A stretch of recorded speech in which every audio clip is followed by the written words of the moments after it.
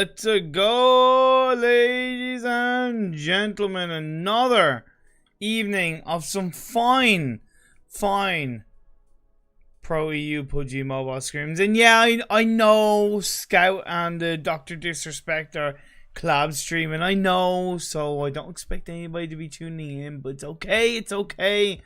Still here to bring you these awesome games, and as it was last night, I'm not alone. No, I have the one and only HighlandWolf with me again for tonight's games. How are you doing, my friend?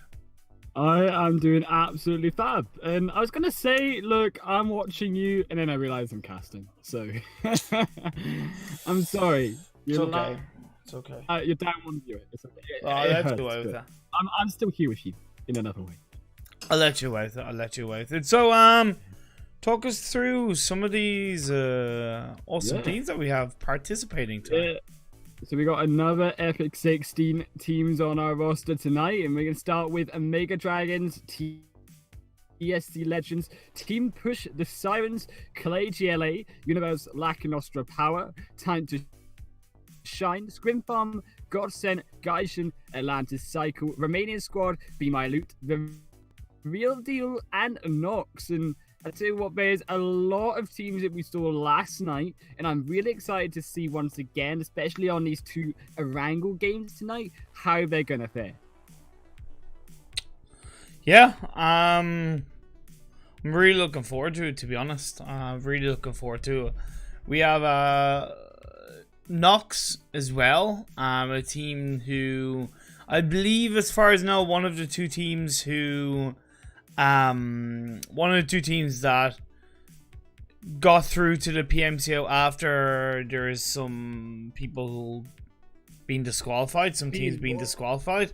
So they're one of the two teams brought in, as far as I remember anyway, as far as I know. So I'm excited to see what they're going to be bringing to the table. Of course, we have, as usual, Sirens, the female team. Yes, Scrim Farm, Time to Shine, Godsend as well. I just think the games are all going to be pretty strong and pretty fast paced, all over the place.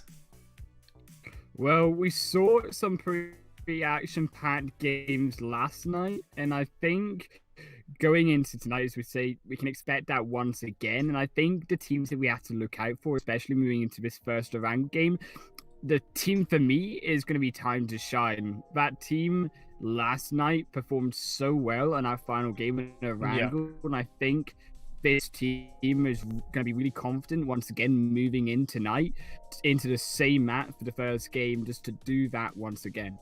For sure indeed. We are about to get into the first game in the next 30 seconds or so, just loading into the map. We do have to throw out a bit of a promotional Instagram story to get the word out there in some way, shape, or form. So bear with me for 2 seconds. Why don't you go through your thoughts on who, give or take, might show up strong in tonight's first game? Right, so sure. Well, we've obviously talked about Time to Shine. I think the other team that look really confident in, especially Erangel, are going to be the Omega Dragons. They like to drop down to that southwestern side of Erangel towards the West Bridge and kind of camp that out. And I think if we see a zone there that shifts around once again that southern island, we could definitely expect to see Omega Dragons be camping at very early on and restrict teams' access down to that southern island itself to get back into the safety of the zone. And Nox, as you say, that other team for the PMCO qualified team, they're gonna expect them to be really strong moving out into these 4 games tonight, and I expect some big things coming out from that team.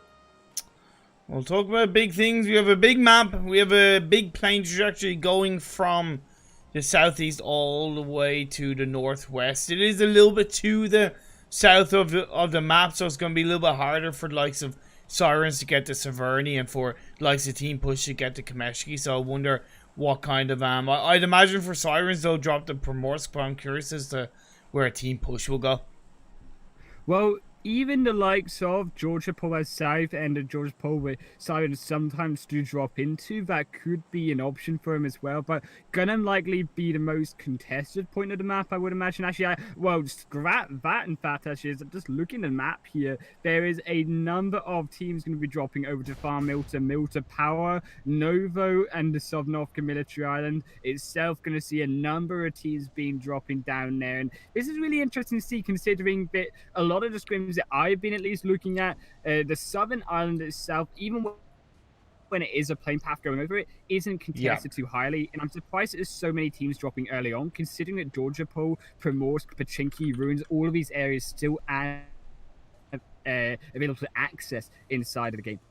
Yeah, and Team Push, they've gone to military base, which makes sense because they've done that as well on a previous southern plain path as well. 3 teams in Novo. That's definitely a little bit unusual. The side of Be My Loot, you have Clay, GLA, and the one and only TSC Legends, who will win the fight in Novo. Of course, you know, Novo can give or take handle 2 teams, but I don't know if it can handle 3 teams. Yeah, it's going to be all about that east side bridge there and about how these teams move over, because that zone has shifted down once again to the southern island. It feels almost like deja vu here from what we've seen in game number 1 last night, Imperium, and I feel like we could see a repeat of, especially like we talked about, Omega Dragons going to be camping that west bridge, but who's going to camp that east bridge? And it does look like Godsend could have that potential to do so. One team that I'm kind of curious about is, where did Sirens drop? They actually went to Roshawk. That is interesting. They're looking to shift up their drop spot, so they've landed in Roshawk with Lacanostra Power. So that's definitely a different one starting to push through as I do pan over to that. I know that the fight between TSA, Be My Loot, and Clay GLA is kind of kicking off, but just give a little bit of a perspective on the fighting Roshawk between Lacanostra Power and the side of Sirens right now. Sirens moving up as a 3-woman team towards one side with Ali looking to flank around. I do like that movement from Sirens to begin with in Roshawk. And note also that Inori there from Lacanostra Power is on the other side of Roshawk, so they're going to be trying to find an angle onto Sirens, and we do see those kills going over into kill feed, and it does look like Be My Loot going to be the ones to suffer there. GLA also going to take a knock, but in this Roshawk compound, I do think that Lacanostra needs to kind of recuperate. Yeah. Inori is split slightly away from their team, and with Sirens performing that kind of line together, Hunter's now going to be that one in danger, caught between that other side of the road. Be My Loot and pan back over to fighting Novo. Alpha is the last player standing, the last hope for the side of Be My Loot, but it's going to be the side of Clay GLA who've been able to finish the job on towards Be My Loot, but of course they now have another team to take on, and they do lose that fight. So TSC come out on top in the Novo fight. They allowed Be My Loot and Clay GLA to kind of take each other out in some way, shape, or form, and then TSC just came in swinging to clean up the job. They done a janitorial job in Novo. Well, it's smart to do so because early on you don't have all the healing or the guns and the add-ons that you would like to have in your kit. So allowing 2 teams to fight and then being that team still having all your gear together, going into that team that is now wounded and damaged and doesn't have all the kit they would like to contest that next team fight, is a smart move from TSC Legends, and they pull it off. And now they're going to have control of not only Nova, but also the entire east side of that island. You make a really good point with that, and let's see what they can do with that. We did see Ali get a nice cheeky kill onto one of the members of Lacanostra Power, so it is 4v3 for them. Time to Shine are pushing upon the side of Gajan. Has that been... No, that's not all of Gajan. That's it's one player taking down Jay, so it's still Meow, Sedweek, and Lord AB there left standing for the side of Gajan. They dropped in around the Milta area. There was Time to Shine playing around the area as well, along with the side of Team 18, which is Nox. So definitely curious to see what they'll do as the 3 members of Gaijin have moved closer to them inside the city area. And it's going to be all about these 2 bridges, these 2 bottlenecks moving in the next 5 minutes or so, and how these teams are going to perform making their way round. And when they also decide to rotate, because that western side and the bridge, all these teams on around the side of Georgia, Pole, School, Pachinki, they're going to have to now fight through the Omega Dragons on that west side. And on the east side, it's going to be Godsend. Not only Reeves on the front end of that bridge, but also the 3 other members of Godsend now trying to position themselves on the coastline of that eastern bridge, and perhaps going to wait it out just for teams to rotate, but waiting for that second zone to see where is exactly going to shift and where these teams have to move. Another kill going over to the side of Sirens onto Lack of Nostra Power. Went over to Inari, with Chills now getting knocked down. This seems to be the raw hot control by Sirens. And this is unusual for Sirens, because Sirens are the kind of team where they will drop further away and they'll play passive, and then they'll make it into the late game with any real kind of heavy damage or any heavy engagement. But this is a different kind of Sirens right now. Of course, 2 members of Sirens have been knocked down from the side of Lacanostra Power. Jizu is able to catch him off guard. Ali is in the back line. Case is going to be the last one standing, who's able to get revived onto Luna, but now inside the building goes. Going to be that push around, but it's not going to be enough. Cakes will not let them go down without a fight, and indeed they did not go down. Sirens overtake and get the squad onto Lacanostra Power. And that was very smart from Sirens to revive one of those members early on before GZ could make it round that building, get the knockups that they were looking for to finish off Sirens. They couldn't find that grenade earlier on to catch them out because there were 2 buildings behind them. So that distance really saved Sirens, despite the fact that when they made that rotation, GZ did do a very good job of getting those 2 knocks and putting the pressure down and almost taking down Sirens themselves.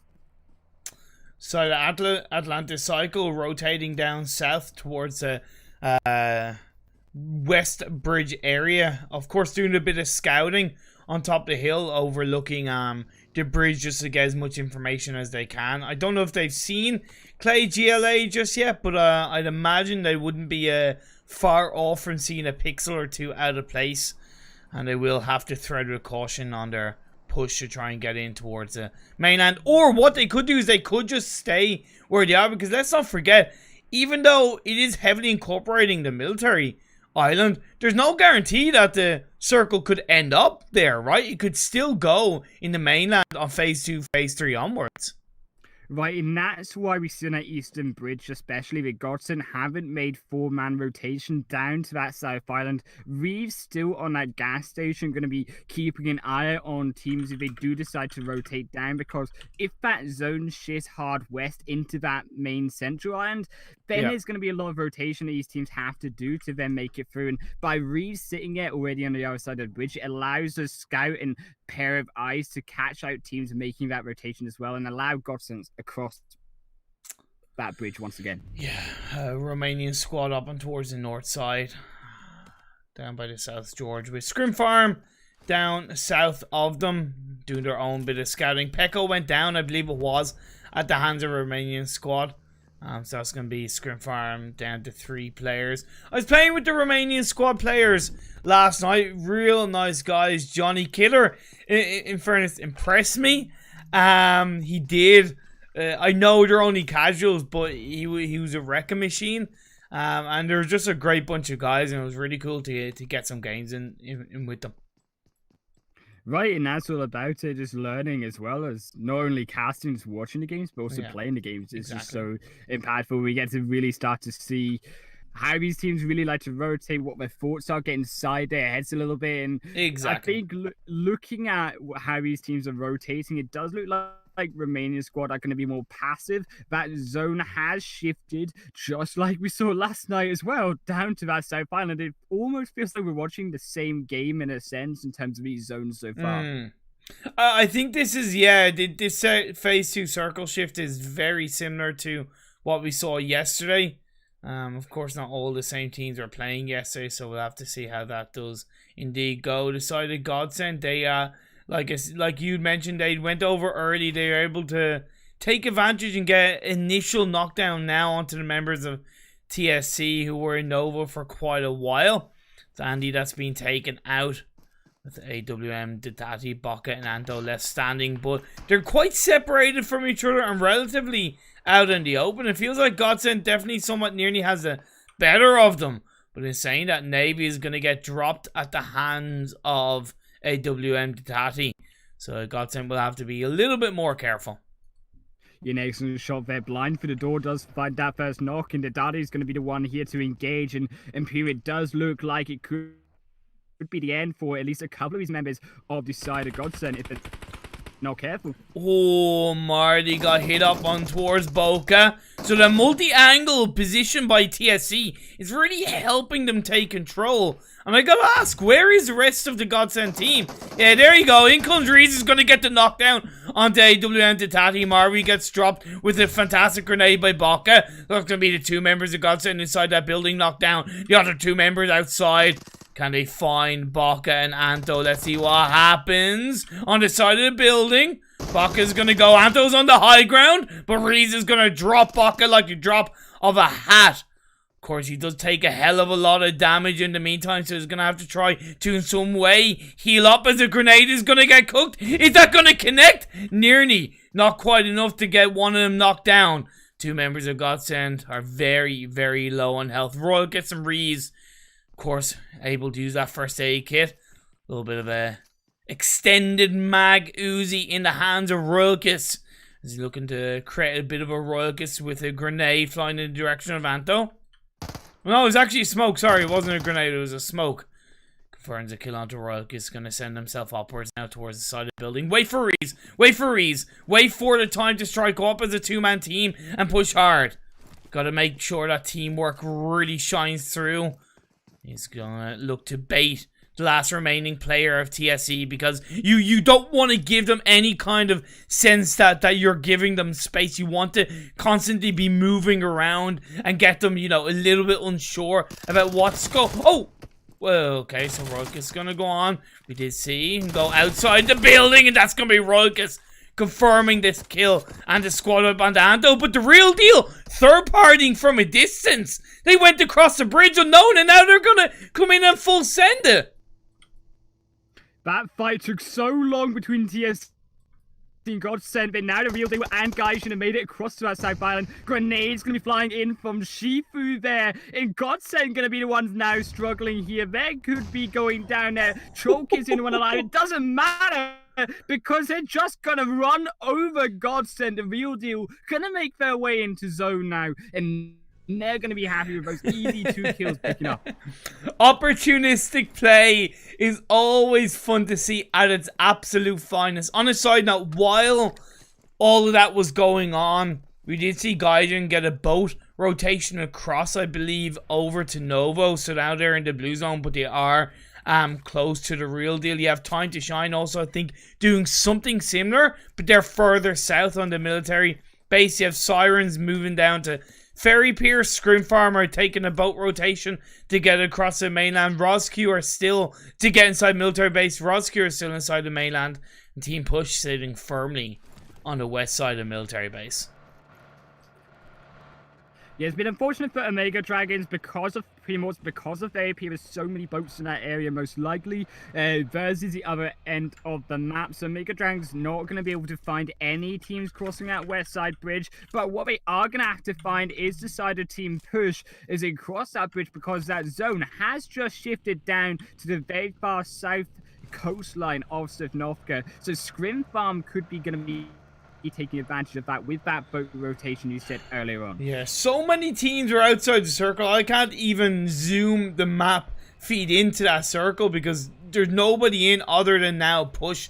What a crazy circle shift for phase 3, but I absolutely love it. Really testing these teams on these scrims on their ability to rotate in. We did see Johnny getting knocked down by the side of Siren, so that late rotation by Rosq is not going to work in their favor for now. Luna getting another knockdown onto Rosq so far. So remaining squad are under pressure with Johnny confirmed.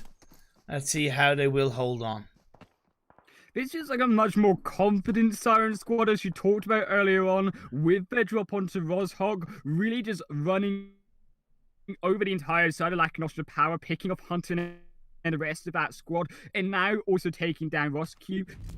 It looks like Killer will just fall. They're going so low. The bandage going to come out there, but Siren's surely going to be able to find these couple of kills unless Roscu can pull off a miracle run and dash down to that water to swim back into the play zone.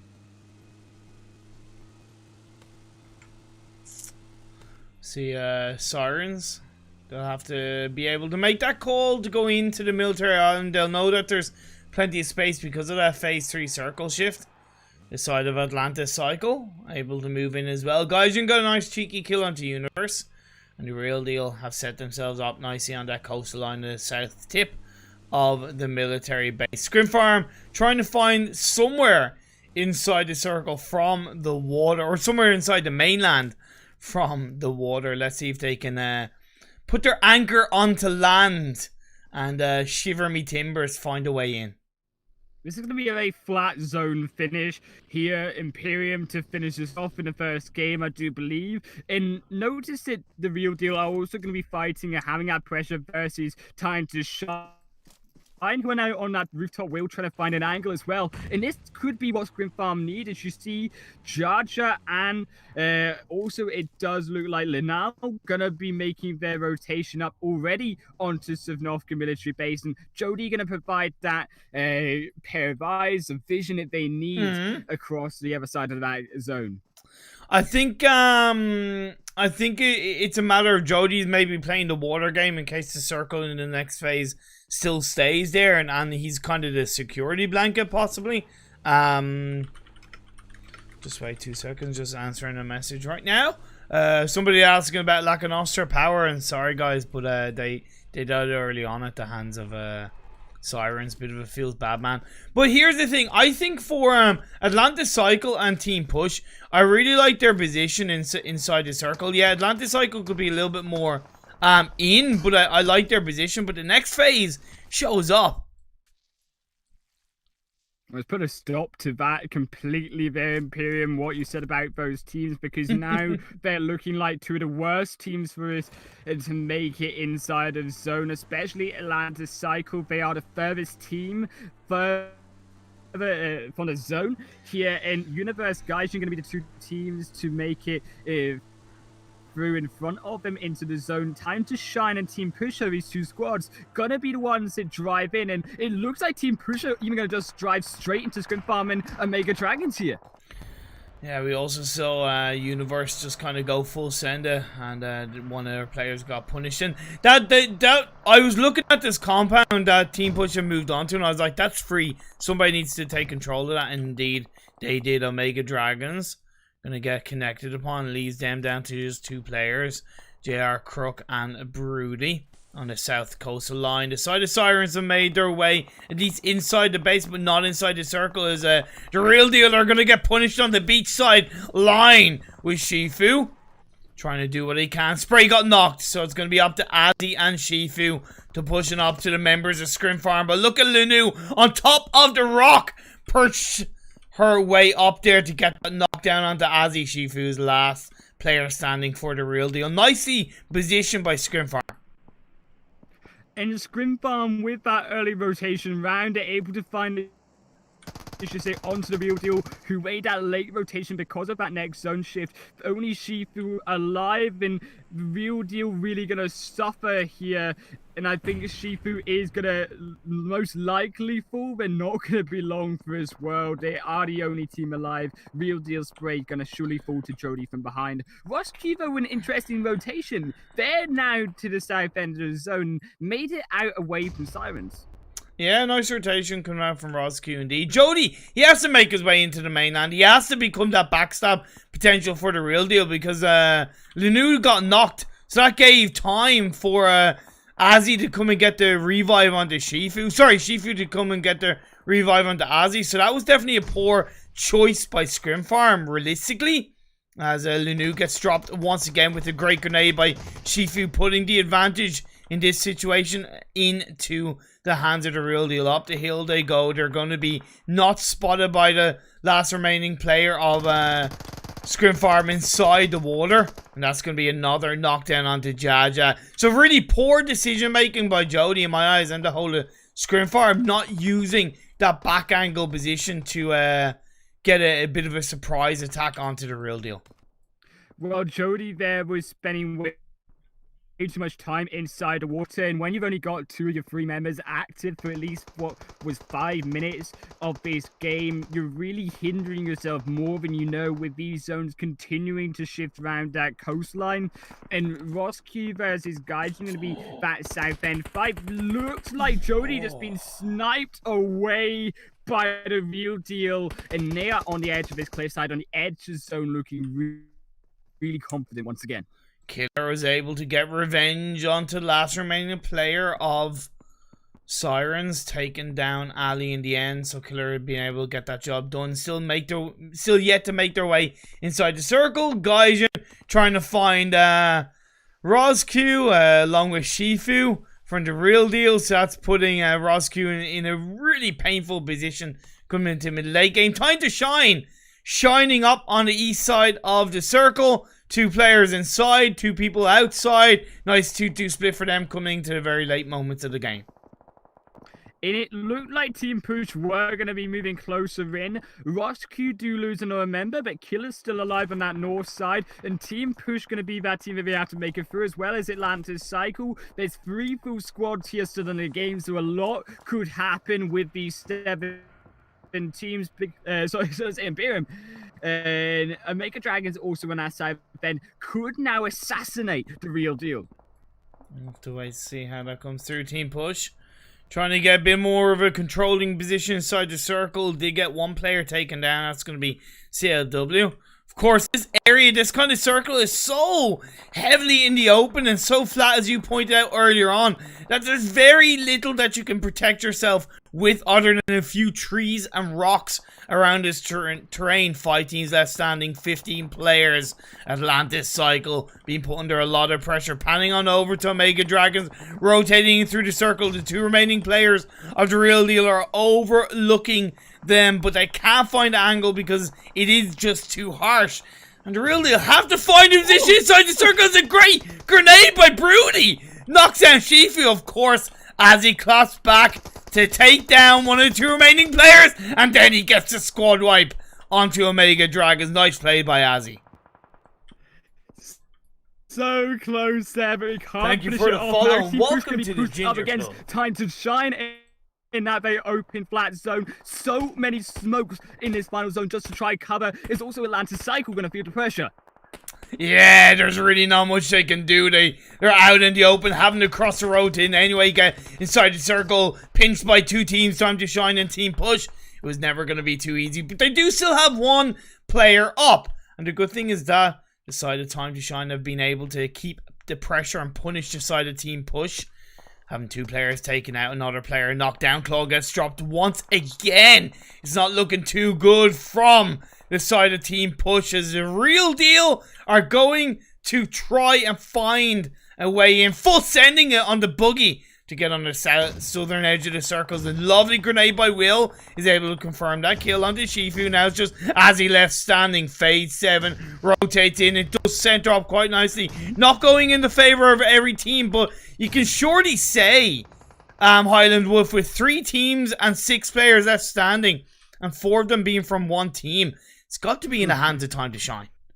Right, unless Azzy and Bobby can pull off some sick assassinations onto the members of Time to Shine, it's going to look like a repeat of what we saw last night, where Time to Shine wait to the end of the game and then, as a full squad, come out and finish off these remaining players inside of the game to secure himself this chicken dinner. Another patient game as they make their way slowly forward towards these 2 remaining players. At least Bobby has in some way been able to get into the circle, right? He's been able to claw to the edge. Now, of course, if he has a pixel out of place, it's going to be incredibly hard for him to not be inspired. Bitcoin is going to get, no, not quite dropped, but the other players, they should be able to take him out. Yes, Bitcoin got knocked down. However, the remaining players of Time to Shine were able to at least get the stab back onto Bobby. Good effort from Team Push, but now we're down to the final two teams. 4v1 as Azzy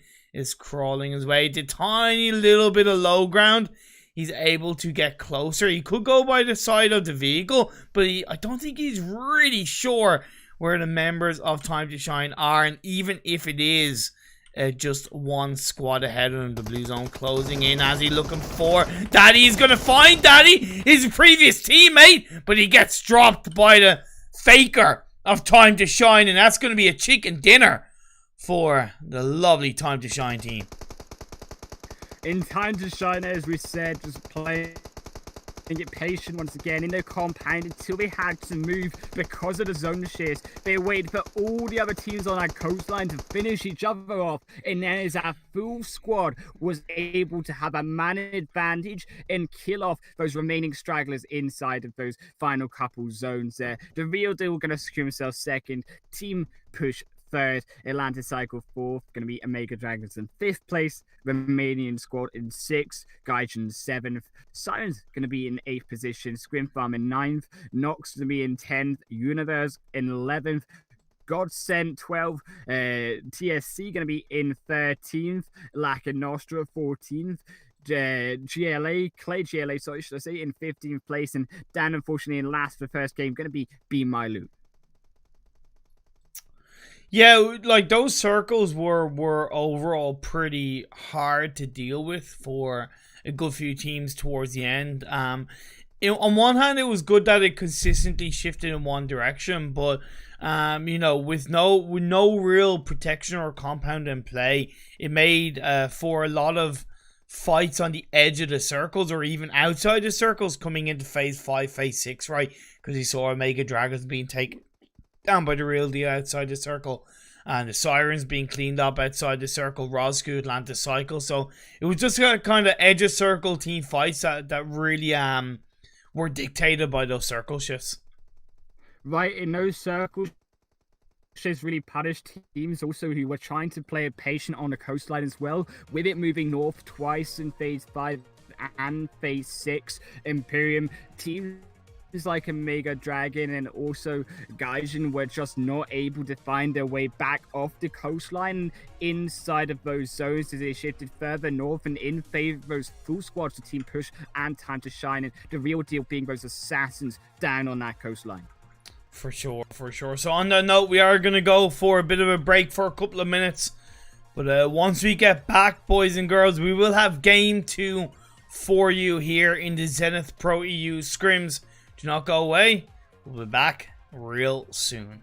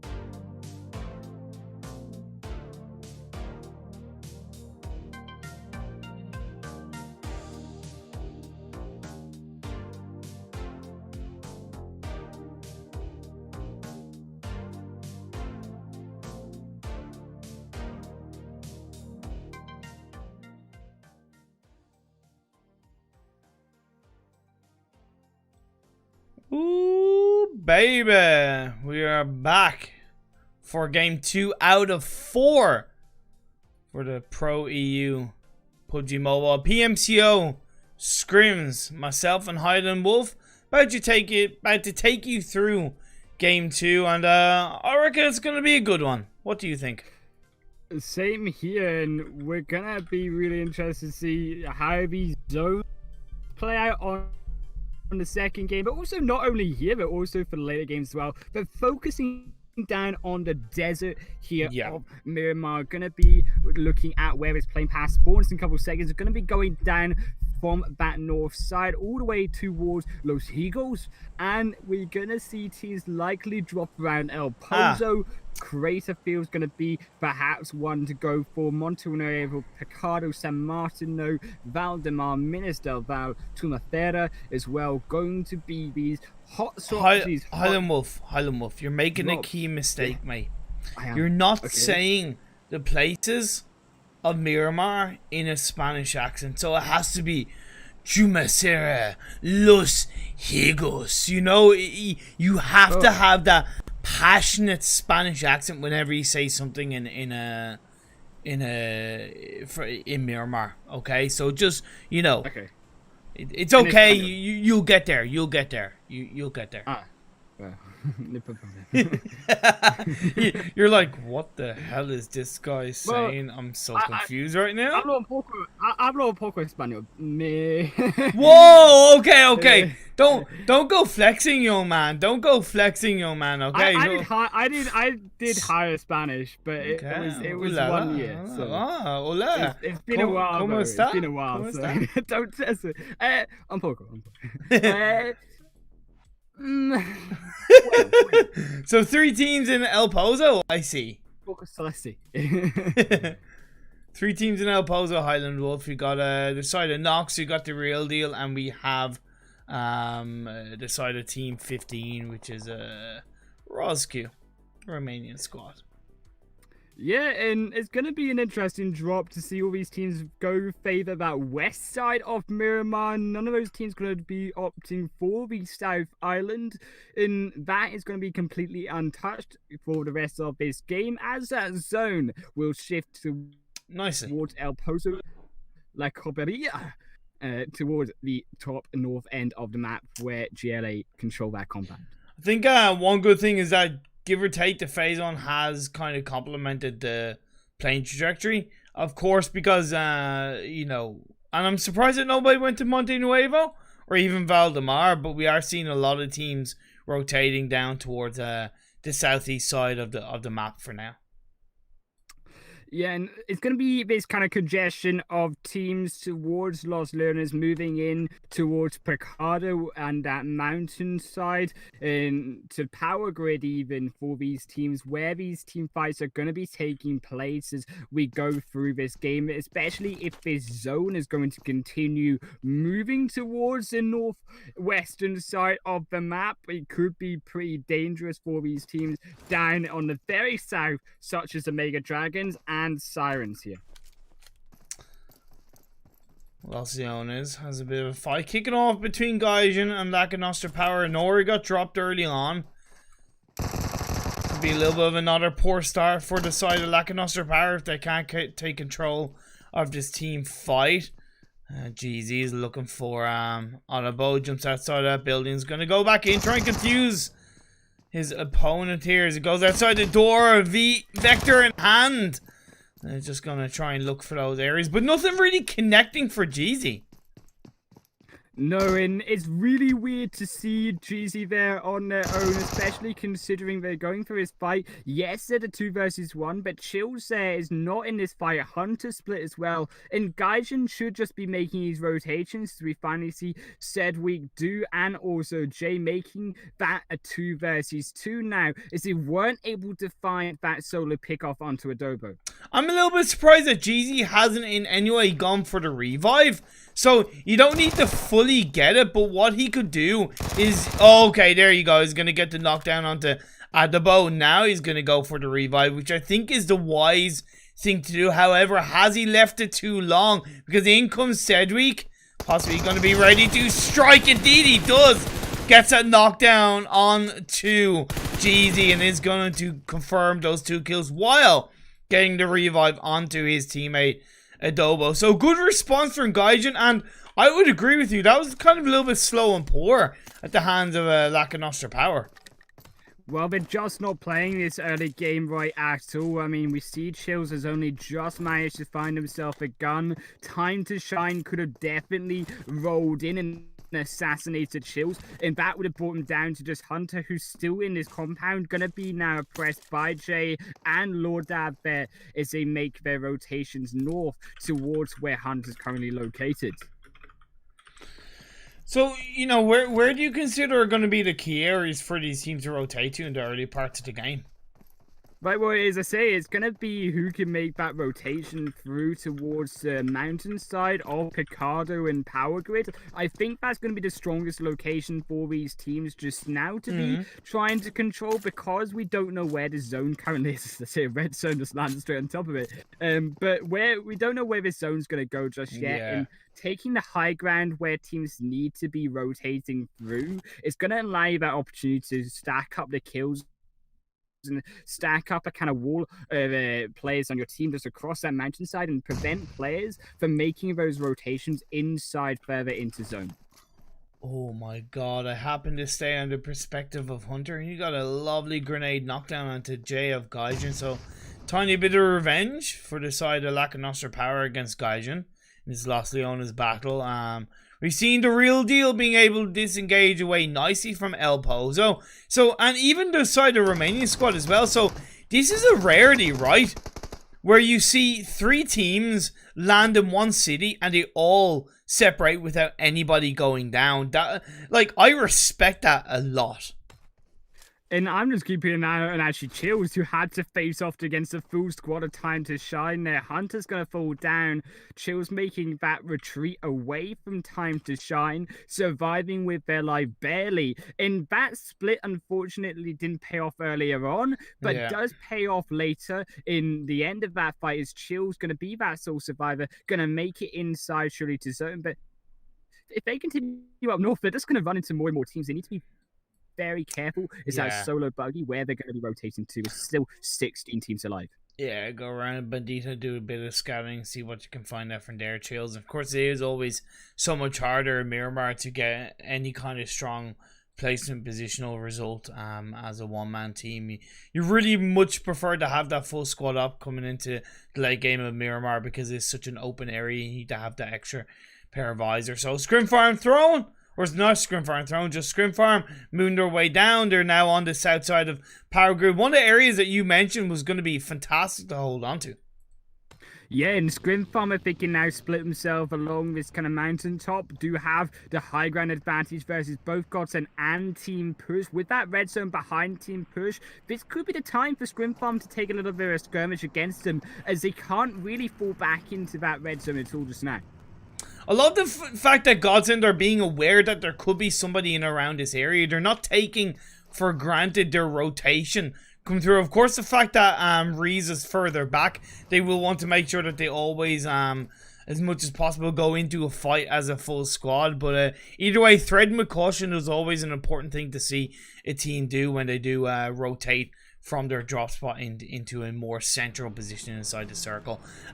Scrim Farm are still moving down. They haven't stuck to one complete spot, as they do take those vehicles on towards a higher ground overlooking the fields of Monte Nuevo and the side where Team Push are.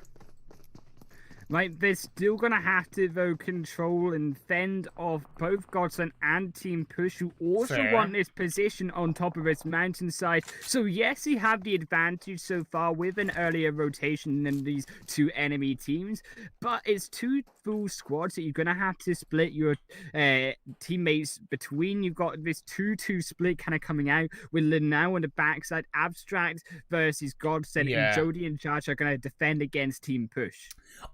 It's more of a 2-1-1 for Scrim Farm, and I'd really prefer it to be a 2-2, especially if Abstract knows that there's a team there, because he did take a couple of pot shots off, didn't really connect any of them. If I was Lanoon and I felt confident, I would definitely rotate down to join up with Abstract, because all it's going to take is for one knockdown onto any of those two players. For Godsend to push in and of course they don't directly know that it's Godsend, but either way it's still something that you should be able to react to knowing there's an enemy team around you. But as this blue zone is going to be closing in, phase 2 is going to be popping up fairly soon. Still quite a good few teams outside circle, HighlandWolf. Yeah, and it's going to be, as we talked about, those teams along Los Leones moving away northwest inside of that zone. I'm interested to see how also that red zone's going to play onto Scrim Farm, almost acting as that third team. But Scrim Farm continuing to hold the most opportune spot right now on that mountainside as that zone shifts onto the edge of them. And all of these teams down on that kind of southeast area of the map going to be walking straight through them. But also comes at a disadvantage in Imperium because all of these teams could make a triangular kind of pincer formation, and against Scrim Farm with still two squads against them. I really like that circle shift. I don't think it's too bad for Scrim Farm. Yeah, of course, they're not in a central part of the circle, but they do control a couple of teams coming in. We're gonna see Gaijin get very close to the side of Time to Shine. The winners of game 1, but Time to Shine are kind of a little bit focused on rotating in their own way as two members of Gaijin gonna look for a one buggy player inside that buggy. That's gonna be Bitcoin going down for Time to Shine. Will is behind all of their teammates, but thankfully so they're now going to have to try fend off Be My Loot there as they just drive straight past Will. Can't find any knock-up just now, so Will be alive with their teammate Naya there as well. And that just is like a heat-seeking missile in the second game, always on top of teams when these team fights are happening.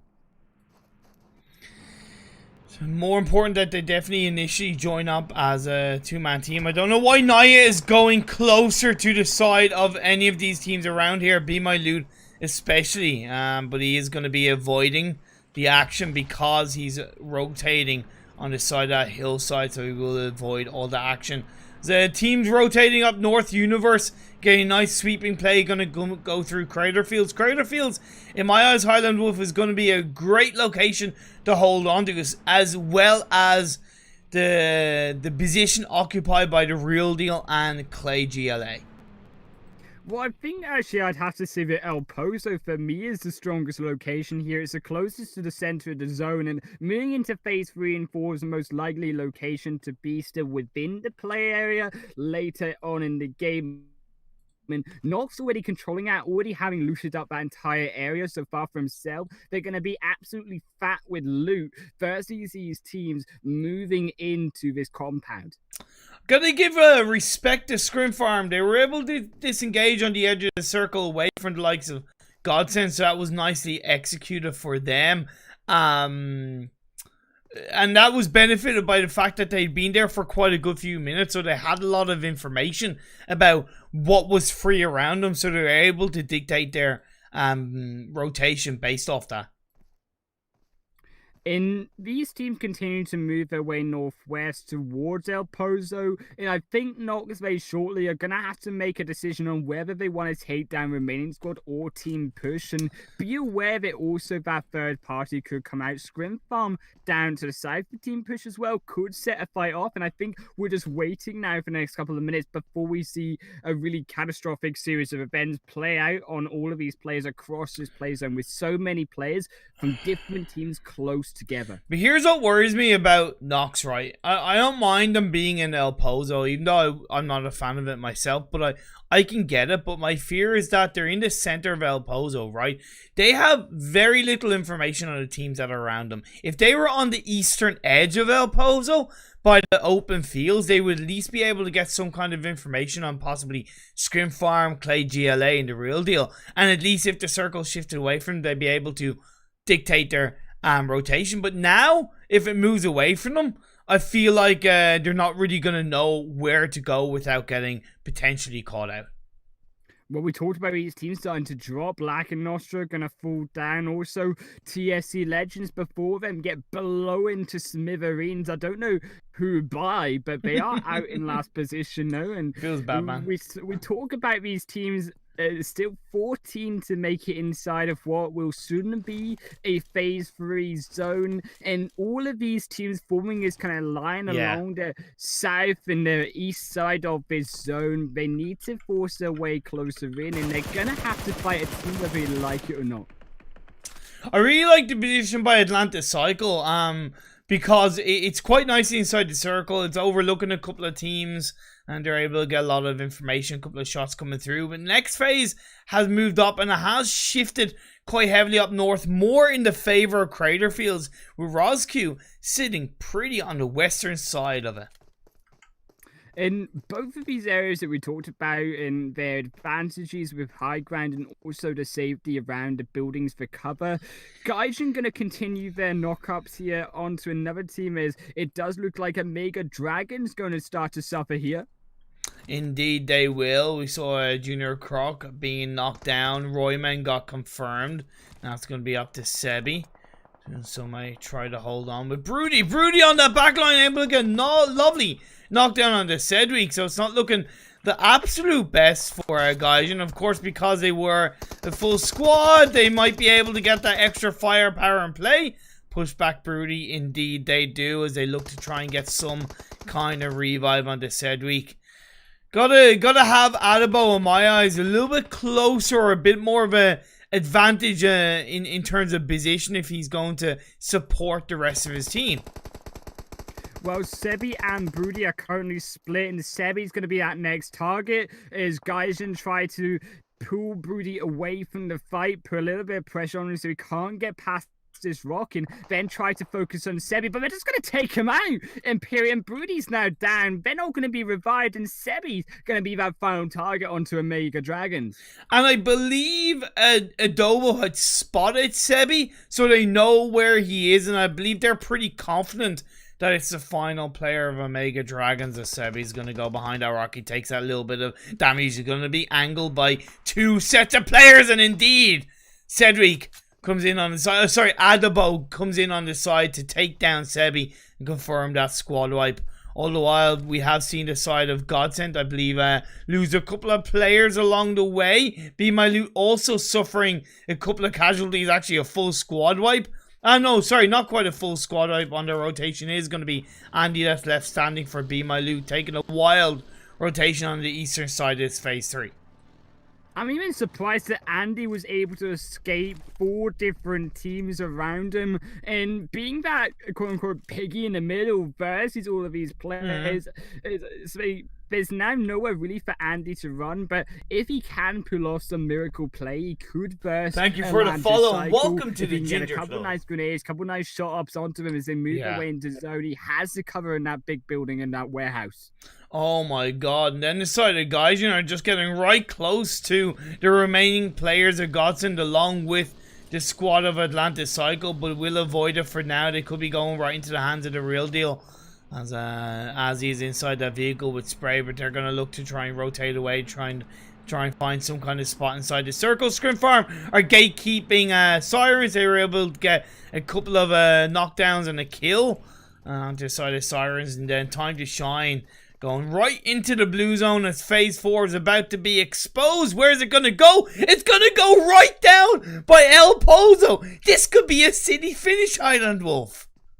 This could be a city finish, and this could be a battle around the compound of El Pozo and around all of these buildings. And it's going to be about which team now rushes those buildings, which team can take those high stacks of buildings, those flats, to get the high ground. Because with El Pozo, it's going to be a slightly more flat finish, but around coming in the crater and the rest of these areas, there are some raised sections of the map that can still be utilized by these teams, but not finally gonna see that action.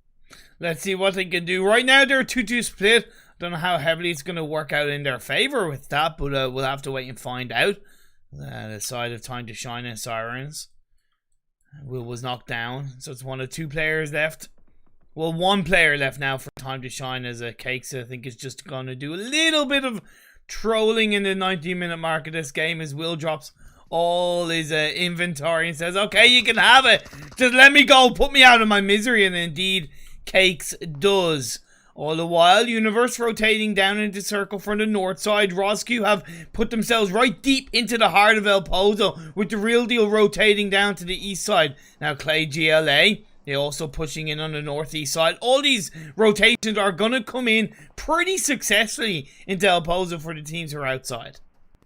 I'm surprised that so many rotations did end up successful. Each of these teams with their rotations managing to find a different part of El Pozo. Atlantis Cycle going to be the final team in the Soul. Should I say Godsend as well, those two teams to make it inside the zone. But Gaijin, the last team there to rotate into that zone for who we have currently in there. And they're going to feel that pressure as the Real Deal push them in. But Atlantis Cycle driving into the Real Deal could upset this fight. Oh my lord, Atlantis Cycle! You just want to go full send it, don't you? Well, you get one player knocked down instantly with the Golden Morado. It's not gonna save you too much that time, baby. But now, of course, Atlantis Cycle still have those 3 players up. Let's see if they can make something count with it. Nox are gonna get a lovely double knockdown onto the side of Romanian squad, protecting their city compound in play. That's actually gonna be the full squad. No, not quite the full squad of Romanian squad out is going to be Radeth left standing. No, now it is. I spoke a little bit too soon. I looked into the future and that's what I saw. And Nox will continue on the next phase, going a little bit more towards the northeast of El Pozo, but it is still deep inside this city compound as the side of Atlantis Cycle. Going to be on the outskirts with the Real Deal looking heavily in their direction. Nox with the 2-2 split have proved to be pretty successful, but now 2 players are out of it. They're going to have to join up as Team Push come in from the south side. In Team Push, they're going to have to make their way up. But Gaijin going to gatekeep Scrim Farm against this zone as well as a Real Deal on that eastern side. Also try to make their way closer to Atlantis Cycle. But they're currently retreating the vehicles, so they will escape it straight into the arms of GLA. And they just be out of the frying pan and into the fire here. But GLA going to find a knock. Oh, let's see what Scrim Farm can do. They're going to be able to take down. There's just one player left of Gaijin inside the smoke, yet to be spotted. Jody was knocked down, but can they find the last remaining player? They're currently going ring around the rosy. Pocket full of Posy. Smokey, gun, and down goes this side of Gaijin. Scrim Farm will continue on as a full squad. Still yet to make their way inside the circle, but at least they're putting themselves a step closer. 9 teams left, 27 players. Still so many players alive for a Phase 5 zone here in the buildings of El Pozo as it closes off towards that northern side. And it looks like Sirens could be gatekept out on that west side. Scrim Farm equally on the south. The Real Deal Team Push controlling the entire south end of the zone. Atlantis Cycle also have to choose which team to fight. Last remaining player of Be My Loot, Andy, has been able to get into the city on towards a roof top of this building.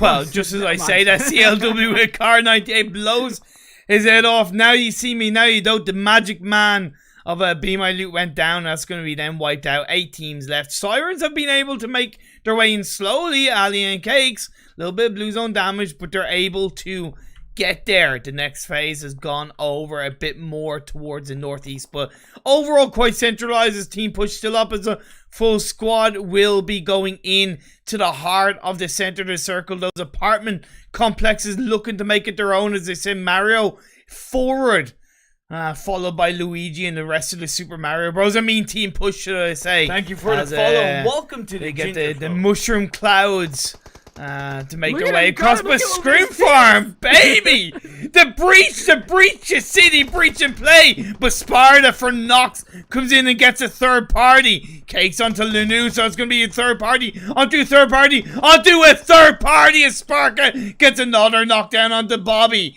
Can Jaja come in inside the building? Lanu got dropped, as I said, but will she be able to get confirmed or revive? She will most likely go down as CLW. Trying to hold on by the skin of his teeth. He's going to be inside that building. I'm going to say he's going to get that energy drink off, followed by Claw, getting what he can done. Sirens Alley.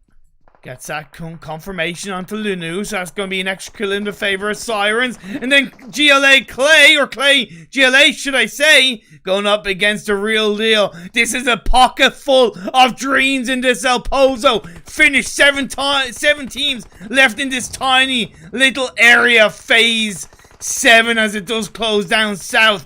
Clay GLA are outside the circle, the real deal are inside the dome, up as a full squad. The fight between Team Push and Scrim Farm is still going on. All the while, Nox are just looking across the way and going, we're just gonna fire in your direction. We don't care what we're looking at. Once it's a pixel out of place, we're gonna get it. There's so many teams rotating. Universe barely making their way through the smokes out of Nox's vision line into the zone as well. Era gonna find a way inside as well. It's smart rotations from Universe gonna land them inside the zone for another shift. The real deal also making their way closer as they find up another knock-up, but in return, Nox. Yeah, Kratos. For Nox, Nox have to push through right because they are outside the circle. They have Scrim Farm. Decided Team Push ahead of them. We did lose Sirens, so that's 6 teams left. And also the side of Clay GLA will have to find something as Shifu gets knocked. So that could be a little bit of respite for the side of Team Push and Scrim Farm as they fight inside the apartment complex. The dome is the center of the circle in phase 7, so it's important that the real deal get the revive on the Shifu, and indeed it will come through Universe.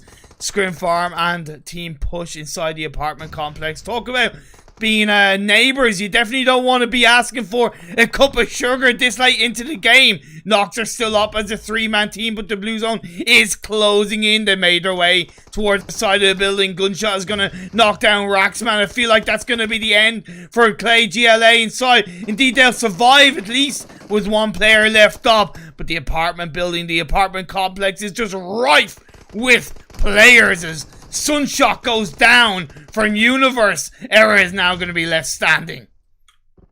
Ready for another here, another player, another team moving their way inside of the auditorium here. This dome for these players. A final standoff is Scrim Farm trying to face check Nox there. Gonna find a knock up. Shaku gonna be the next. Yes, good play by Jody. Team Push have been able to stay in this game as a full squad, even off the back of a couple of knocks by Scrim Farm, but Scrim Farm was too busy focusing on the likes of Nox around them to close out that squad wipe. Draxon gets taken out. Shaco's now going to be last player standing for Nox. So the real deal still trying to continue on and stay inside this game with Azzy. Azzy staying in there. Spray was knocked down. Jagged gets dropped by Bobby of Team Push as the blue zone pushes its way in. It's going to be that late game blue zone damage. It's going to hurt all these teams inside the Scrim Farm go down. 4 teams left standing. You still have the final player of Clay GLA inside this game. Tanic is just sitting underneath the bench lights of this stadium play to keep inside this game for his team. The Molotov being thrown out. Error finds Bobby. Error finds CLW. Error is finding the error of his ways, but not before getting taken down by the blue zone. Although we have 3 teams, the real deal have 3 players up as one of those teams. The teams are underneath the stands right now. The only place they can survive is Harvest or the Antonio comes down. He's going to try and find GLA, but no, they're going to be knocked, and now it looks like the real deal going to suffer 2 knockups, and it will maybe just be GLA, perhaps?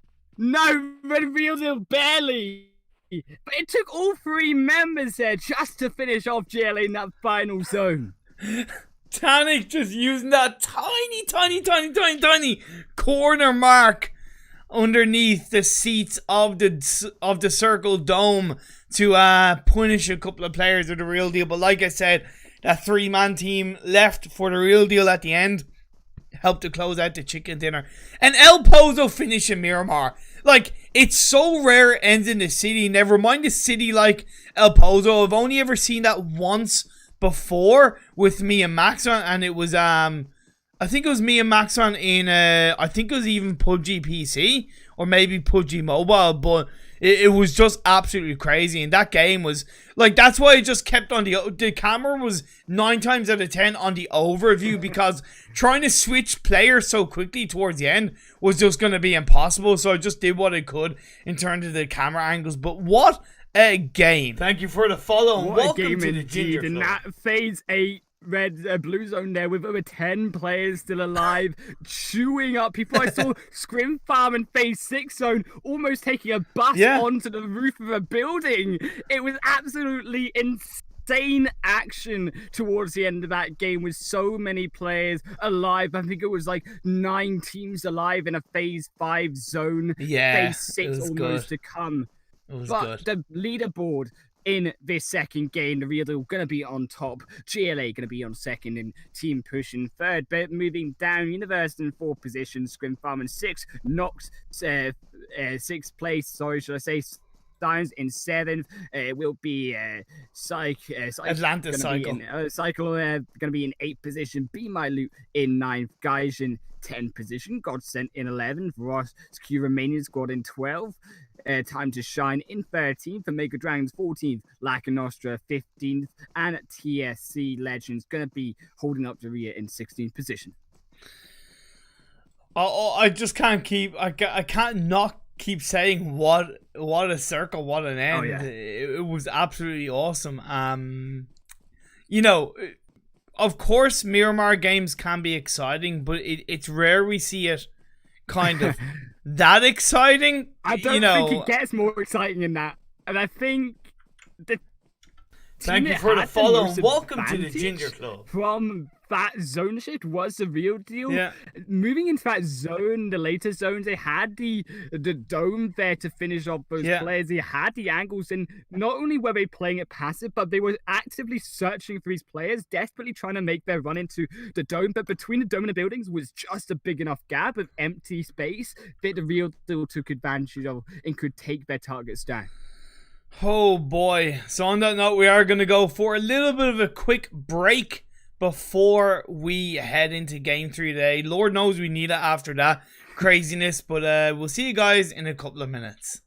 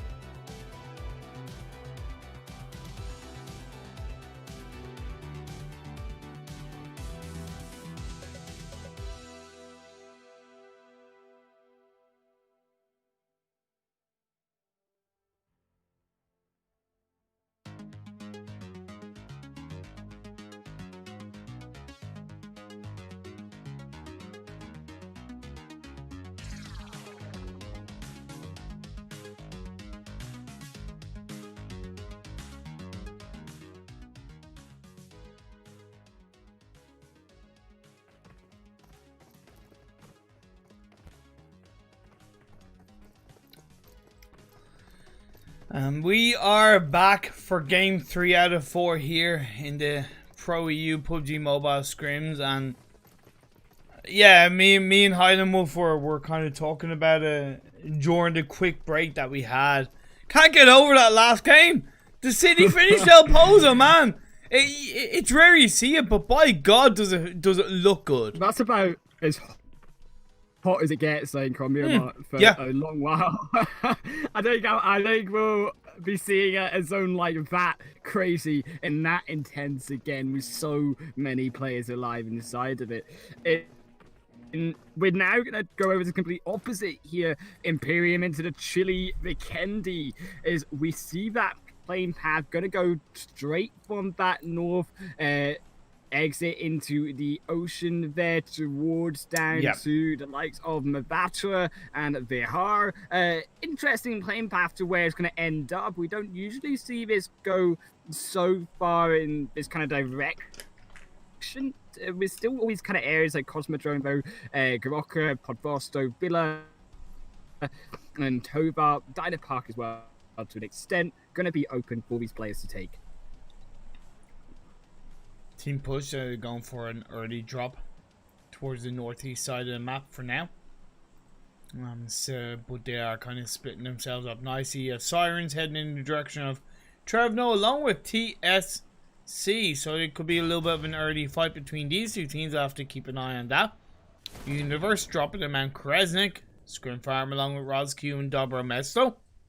Pretty standard stuff indeed. And then Villa is going to have a couple of teams as well, with Be My Loot and Atlantis Cycle in play, although Sheriff of Atlantis Cycle is further back, so it might not be the full kind of squad fight that Atlantis Cycle will be able to take. But man, phase 1, 50% water. Are we really surprised?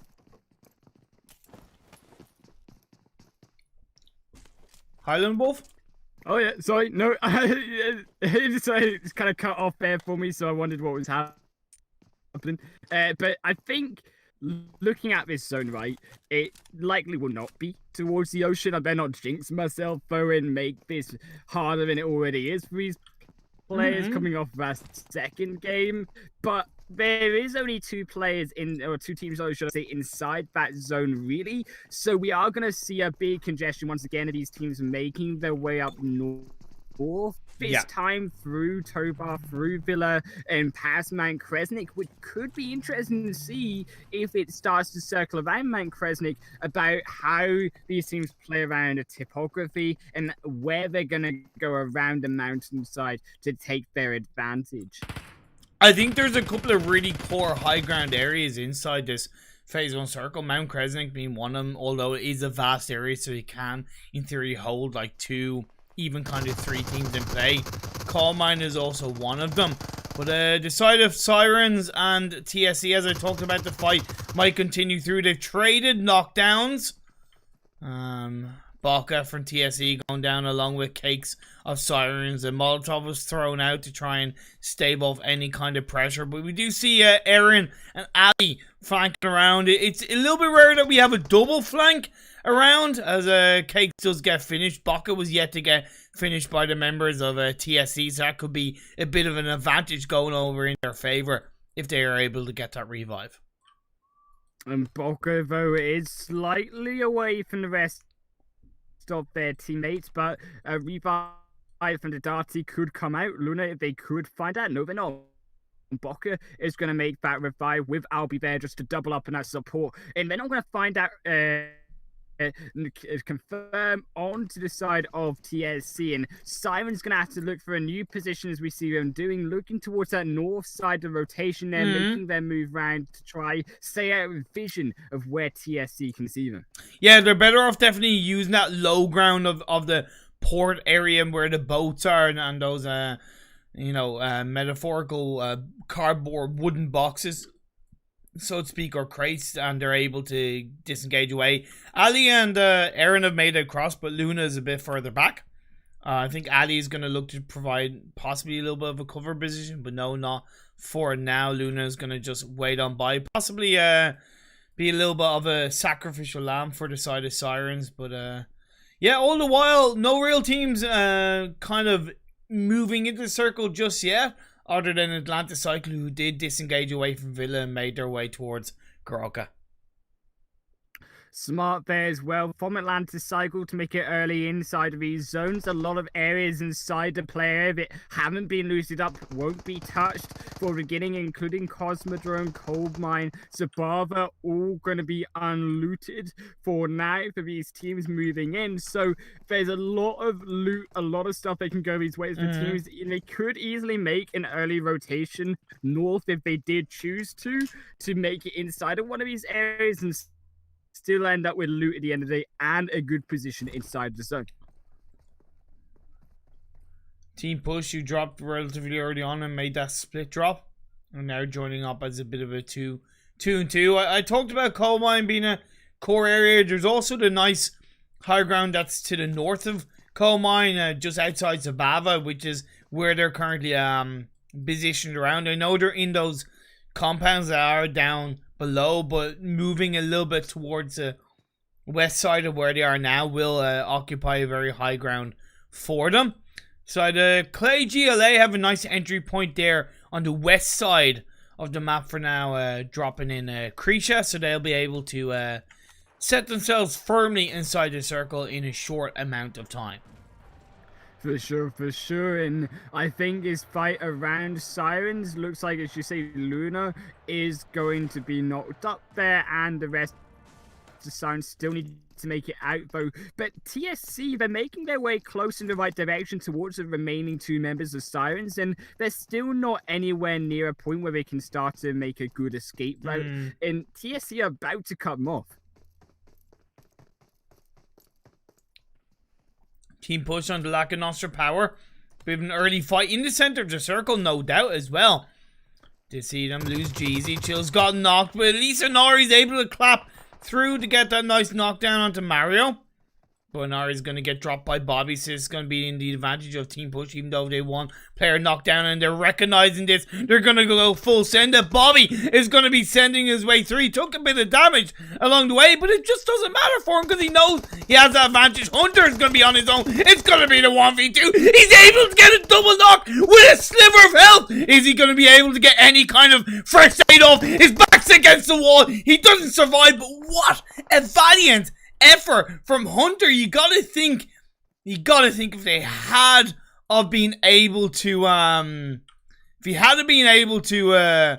had get somebody up on the revive, any kind of heal off, it would have been in their favor.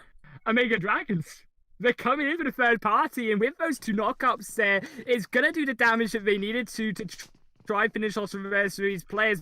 Mario desperately trying to make it round the edge of his no way! Be spotted, but Omega, they're not going on the balcony. They're not going on the balcony.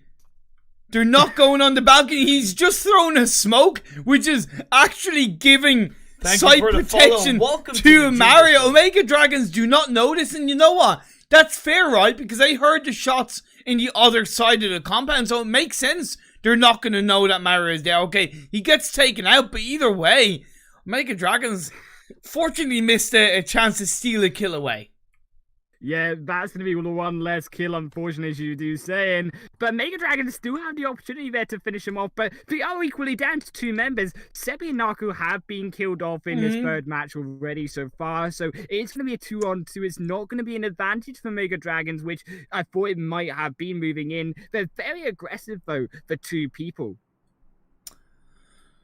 TSC, they're going to be coming in on the eastern side with Time to Shine a little bit further ahead, but the thing for Time to Shine is that they're not really together as a full squad, so I worry if they're in any way going to be able to take advantage of a rotating TSC along the side of the road. TSC go, they're stopping out those small compounds, get a little bit of information as a 2-2 and then push their way forward. Don't know if Will has seen them. No, he hasn't, because he's getting into that vehicle and looking to join up with the rest of the team, which is fair enough. It's a much wiser choice as they look to push their way closer to the edge of the bridge overlooking the western side of this river. Yeah, might not consider that airdrop. I was wondering if they would go for it down in that ocean. It does contain an AWM, which would be very useful for these teams if it does start to closing around the coastline just to take down players instantaneously moving in, but it's so far away. I doubt they're going to take, especially with TSC here on the high ground as well, and they're just currently trying to spray down to Yaha there, but not going to find anything just yet. Darty not going to be able to find a knockup, but UPS still going to try reposition around Omega Dragons. That zone closes in, still going to be a little touch of water in that north side, but for the most part going to be land for the Candy in this third game. Yeah, nice circle shift on this phase too. It's going to allow a lot of teams that landed and dropped around the south side of this map to access the circle a little bit easier, or without having to move further than they initially thought they would have had to. You still have Atlantis Cycle overlooking the high ground of Goraka, so it's looking pretty good for them, although it's not too heavily inside the circle. We still have Mount Kresnik in play. Nobody has rotated up there, which I think is definitely surprising. Coal mine also an area that you could utilize because it has a lot of high ground, but the thing about coal mine is that a little bit like the prison area, it can be a situation where there's always somewhere that's kind of higher elevated, so you really have to know and be well spread out nicely across coal mine to control that central area in this phase 2. But is the central area nonetheless, and it looks like Atlantis Cycle going to be that team to make that push towards the coal mine, as you do say so. They're going to try perhaps, so actually we're just going to hold up a little bit on the compounds here. Team's going to be patient so far, making their way in, and even Cosmodrome hasn't been touched, and I think this could be that teams don't exactly obviously know where each other of the enemies are, so they're just kind of avoiding these main locations, assuming it with that early zone shift that teams have already made it there. But as we see from the map and we see from the spectator mode here, Imperium, none of those areas, Mount Crescent, Coal Mine, or Cosmodrome, have been taken so far. Exactly, we did see CLW getting dropped for the side of team push. Broody is able to get that knocked down. Junior Kronk then did rotate to the other side with that Zima to try and get that little bit of a sandwich play on towards the side of team push. They've yet to really close in fully, allowing a potential revive on the CLW, but I don't think it's gonna. It has actually been pulled through, so it is in theory 2v2, but instantly CLW gets dropped, and then Bobby is gonna meet his fate. And it's ironic, the same location that Team Push took down Laka Nostra Power is the same location they get taken out as a squad. Well, they're going to share their grave together in this third game, and that airdrop's going to be taken up. All the meanwhile, they took that fight by Scrim Farm there. That's also going to contain an AWM, and as we talked about these high ground locations, and AWM is going to prove so impactful, especially if it's going to be an area such as Coal Mine, where there's always a position that AWM could one-shot you from where you're not expecting it. Phase 3 is moved quite nicely to the west. Still a bit of water being taken away on that shift. And there's still a lot of area in between Zavava and Coal Mine, which is yet to be taken advantage of. There's a good few compounds. There's a lot of elevated high ground. And I'm a little bit surprised that teams haven't been as proactive on their rotations in towards the center part of the circle. Right, there's still a lot of space inside of this zone, and I think you're definitely right. Here, teams need to be a little more aggressive there. Perhaps with such an aggressive second game, being slightly more passive in his third round, and kind of expecting that one team surely must have taken that. The road's going to look to be that core way for teams to reposition. It's time to shine, moving away down to the south end, where Universe and Be My Loot are both positioned, and Andy gonna face check time to shine here as that scout. I think they know Andy is there, but what they might not know is the rest of Be My Loot is in the compound on the other side. However, Be My Loot have their own troubles because Universe are coming in. That's where Andy has been dropped with a lovely Molotov by Time to Shine. It's a nice little clean way of securing a knockdown without really putting yourself under a lot of pressure. That was nicely done by Time to Shine, but this battle continues on between Be My Loot and Universe inside this beautiful compound overlooking Coal Mine. Right. Still not inside Coal Mine. I noticed that road is going to be a long open area towards Time to Shine, so Be My Loot are going to look for Universe and Time to Shine to try and make it a little bit closer towards them. They don't want to exactly engage on this fight themselves. Error and Gold touch on the other side of this window, and it looks like they could just try to find a knock-up here. They have found one so far, but a grenade going to be the option here to come out. In my opinion, that should have been the time for Be My Loot to strike. They should have been aggressive on that knockdown, but they've allowed to revive to come through. Mario got a great knockdown on the Sunshot as well, and that should have been the signal for them to full send it, but they didn't. And then now they're kind of back at square one, especially when they know the Time to Shine is overlooking them in the distance. It'll be much cleaner for them to eliminate a target closest to them so they can focus on the team ahead of them, but they didn't take that opportunity.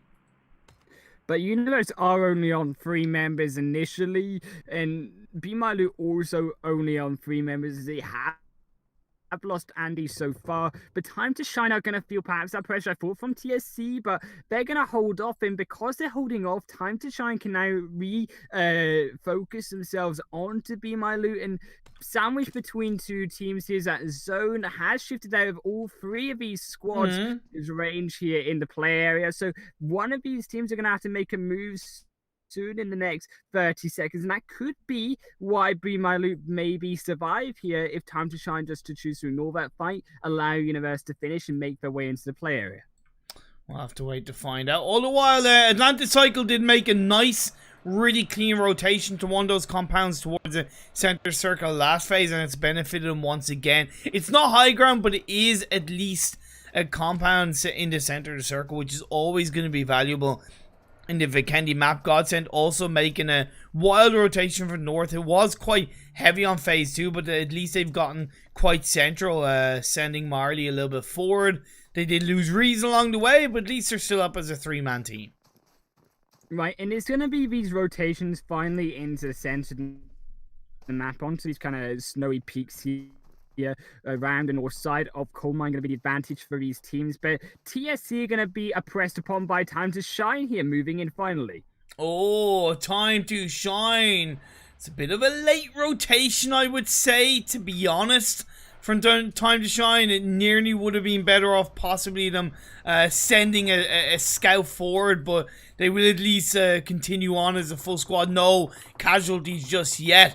So Royalist is going to get dropped by the side of Romanian squad, taking that fight in the palm of their hands. But Gaijin backstabbing Romanian squad from behind. So that little bit of third party has given a boost for Godsend to hopefully continue on this game. Royalist was dropped, so it's going to be them down to 2 players.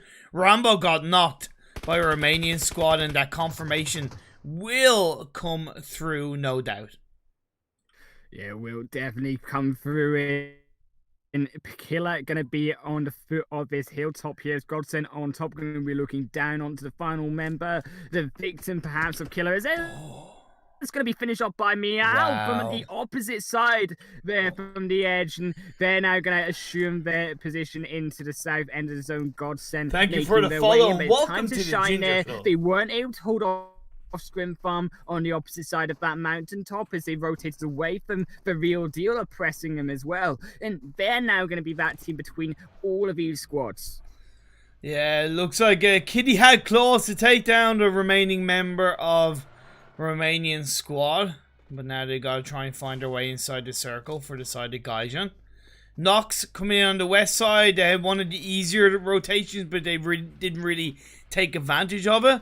Overall, actually no, they didn't have one of the easier rotations, but either way, they have yet to make their way inside the circle. Clay Alpha coming down on the outside of Zabava. Time to Shine. Yeah, they lost Will, but at least they're still up as a 3-man team. I believe it was actually the Real Deal that got the kill onto the member of Time to Shine, but now the Real Deal are going to face the edge of the circle across the road with Time to Shine in front of them and Universe down below them, and that's where they've been able to spot that out.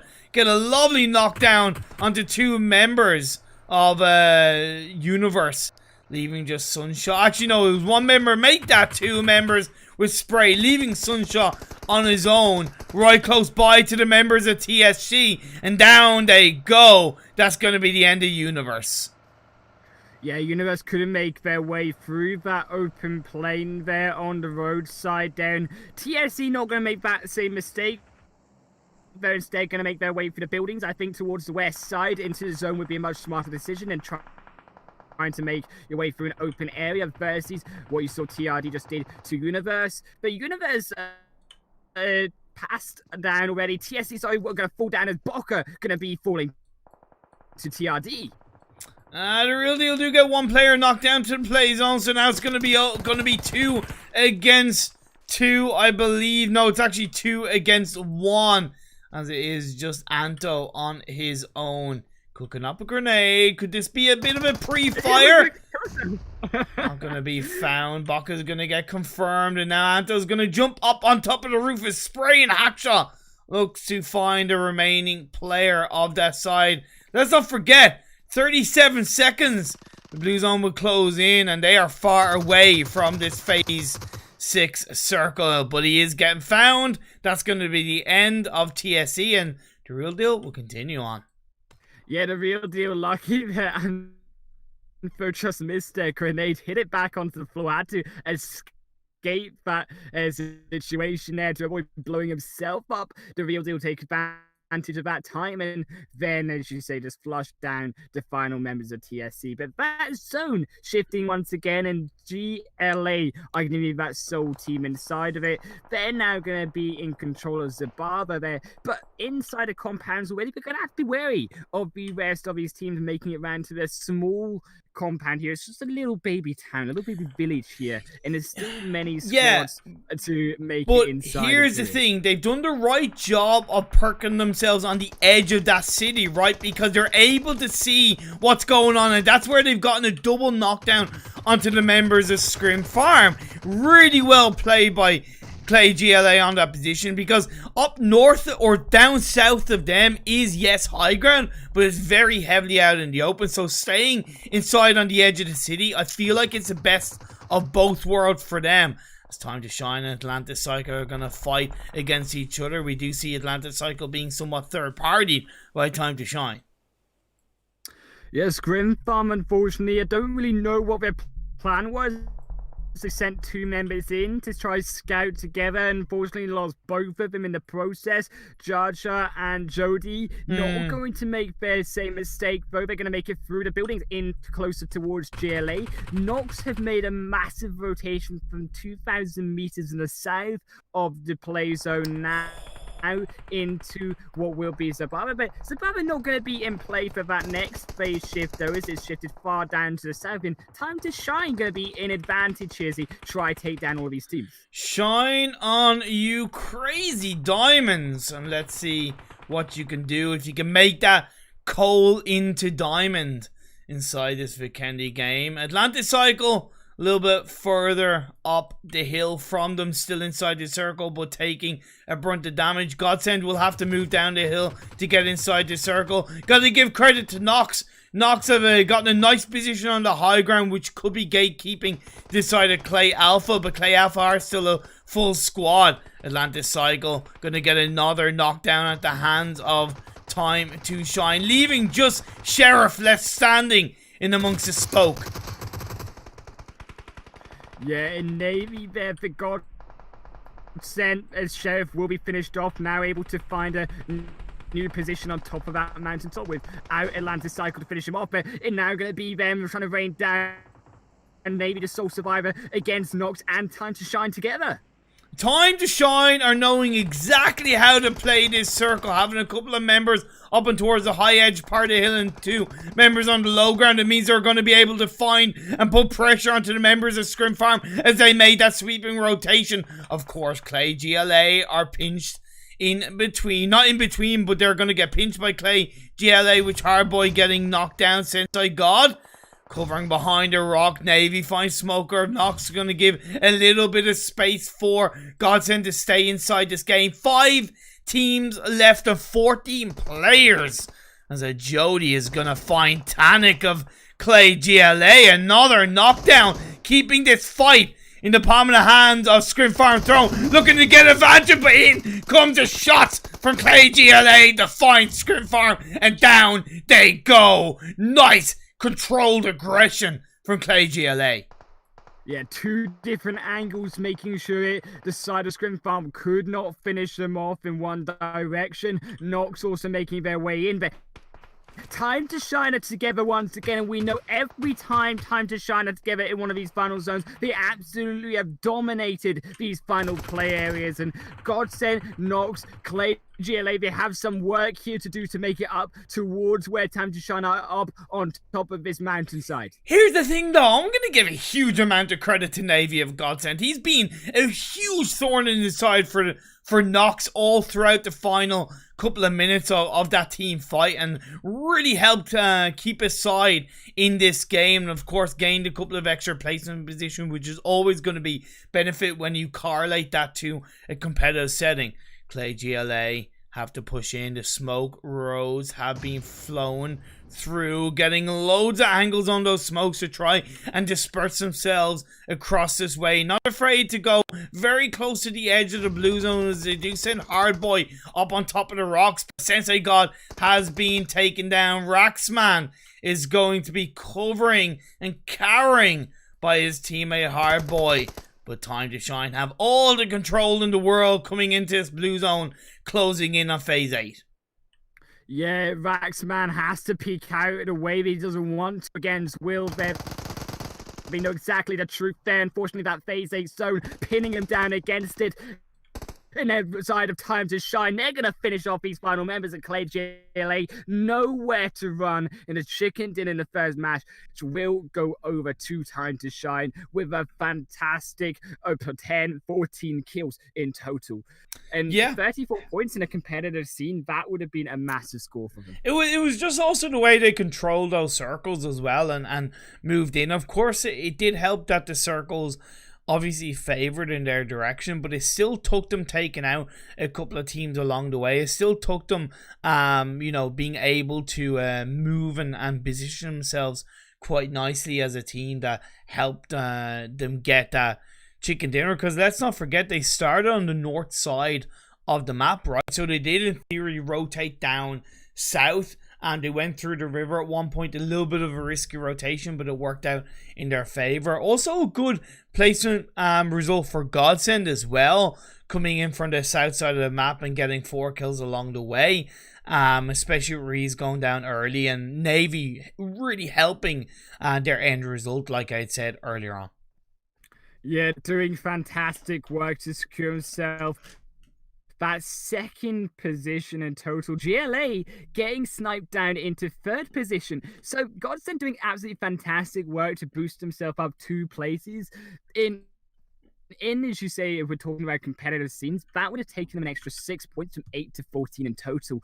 So I think it shows really strong potential for Godsend if in future they do move to a competitive scene. But even if they are going to be pressured down to 1 member, they play it patiently. This team, they wait for the enemies to fight each other, and then if it's time to strike, they try pick off members that are unsuspecting of their position. For sure. Clay Alpha in 3rd place with 4 kills. You had Nox in 4th with 1 kill.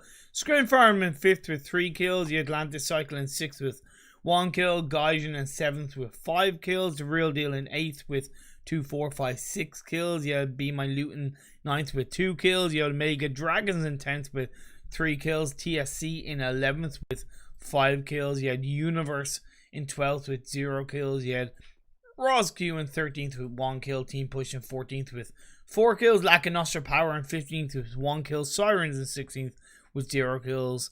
And that's it. Johnny made a bit of a boo-boo and didn't join the room.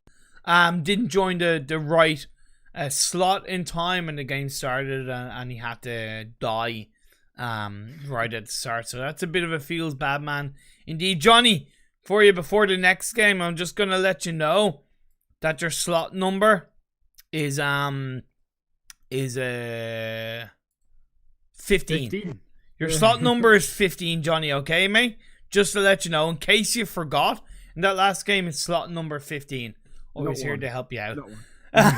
So look, on that note, gonna go for a bit of a quick break, but we'll be back on your screens in a few short minutes for game 4 in these Pro EU scrims. Don't go away.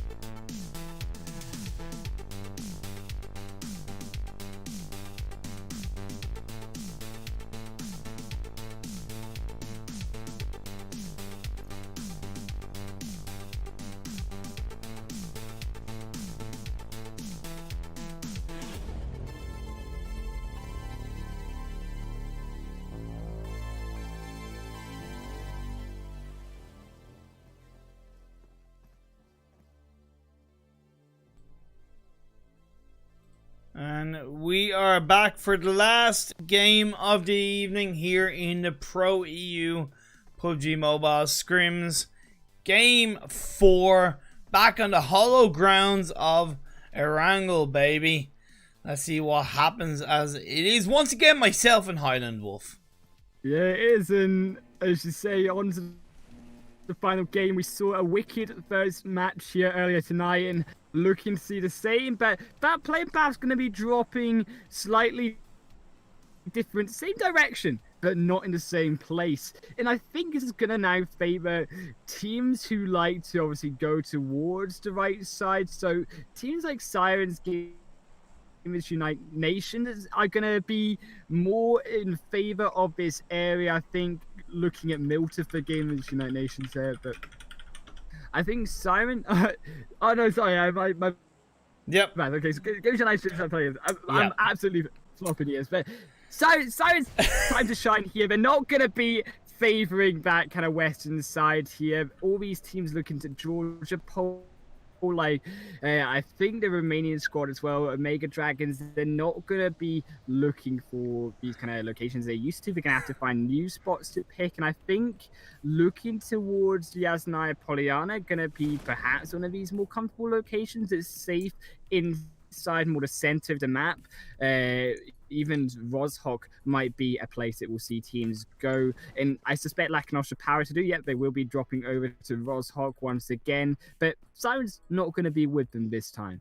It's fine because it is easier for their initial drop slot. Universe and Atlantis Cycle both dropping a Milda. Pretty standard stuff here between these two teams. But a lovely shotgun blast knockdown by Edig onto Error, but it is going to be countered by Elod from Universe with that pistol play. So anything you can do, I can do better. I will take your shotgun and I will raise you a pistol. So, you know, nice initial trade between these two teams.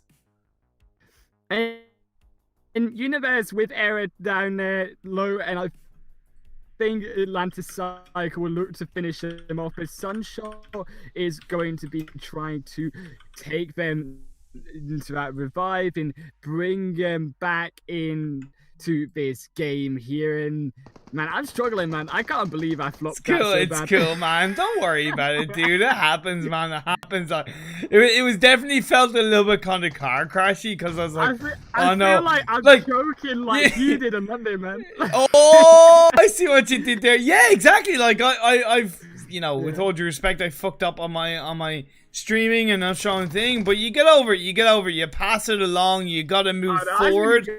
Like, these two teams are going to be moving forward as Elod gets a nice knockdown onto Gwesen. It's going to leave just Sheriff on his own for the side of Atlantis Cycle. Does find a nice knockdown onto Elod. Then crouches back down, confirms that kill, takes that body away from the hands of Universe. Of course, now that is going to give a bit more of a redemption fight for the side of Universe as they make their way on top of the roof, but that's going to be a jump down on Sheriff, but he's going to be followed soon and stabbed in the back. Nice clean squad out for the side of Universe in the early parts of this game. Well, I can resuscitate myself, but Atlantis Cycle, you're not going to be able to resuscitate yourself. You are dead in the ground in 16th position here as Universe are going to secure himself some nice 4 points here, 4 kills earlier. Yeah. On. And this zone, yes, Imperium, it does deja vu. Very, very similar once again. I think the last 3 games out of 4 in a angle, it's been this exact freeze one. Is this game 1 or is it game 4? Like, is this yesterday as well? This? Dude, what even is time anymore? What even is time anymore? You know, What?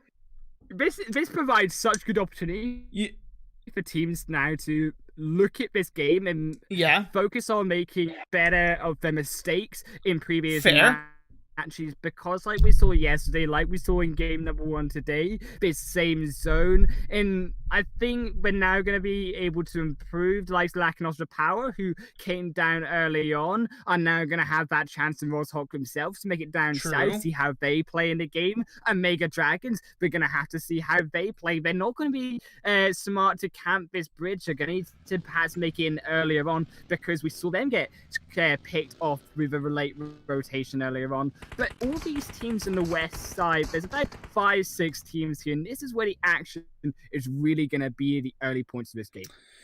Yeah, the east side is definitely a bit more congested. But that obviously makes sense in a small way with it being a very eastern playing path. So if you are on the east, it wouldn't even be a bad idea for you to rotate all the way to the coastline closer to the west bridge, right? Those compounds that are on the south coastline, or even the one where Narco of Omega Dragons is currently holding on to at least scout any kind of idea on how to get into the circle. Another area which you could see be my loot utilize would be a boat rotation from Lipovka all the way over to the military island. Right, and this is where these kind of boat rotations are going to play out once again. 2 teams rotating down to the south coastline of of Novka, perhaps, but do it earlier on. Godsend going to be recamping that east side of the bridge as well, of a early rotation down from them, but also the real deal going to make that rotation down south into a Universe on Milton. So these three teams, I don't think they're going to opt to crossover just yet. As we say, it is only phase 1. They're going to wait for phase 2 to just see if that shift does go north instead this time towards the main island. But it could still be a continuation of what we saw in game number 1. It looks like Sirens are going to find their knocks. Yeah, it was the fact that Sirens got into a fight with TSC. A few members of each team were taken out, a few confirmed, but it was Sirens that were able to get the finishing blow onto TSC. Nice jump shot that came through by Luna across the wall onto the last member TSC, and job done indeed. Lacunostra Power now starting to move their way down from Roshawk through School and on the west side of Pachinki. And as these teams with Lacunostra Power, Scrim Farm, and also Sirens perhaps make their way down to the western side, they're going to meet up with Omega Dragons later on. And I think Omega Dragons kind of just hope and they sit here at the start of the game every single time on this bridge. They like to do the same strategy and kind of pray that that zone moves up. But every time it always moves south, and it must hurt every time for them, considering if that does move towards the north side, they have such an advantage camping team push. Godsend GLA, real deal here for this Hackshot and the rest of their squad here. But Lacunostra Power is such an aggressive rotation down.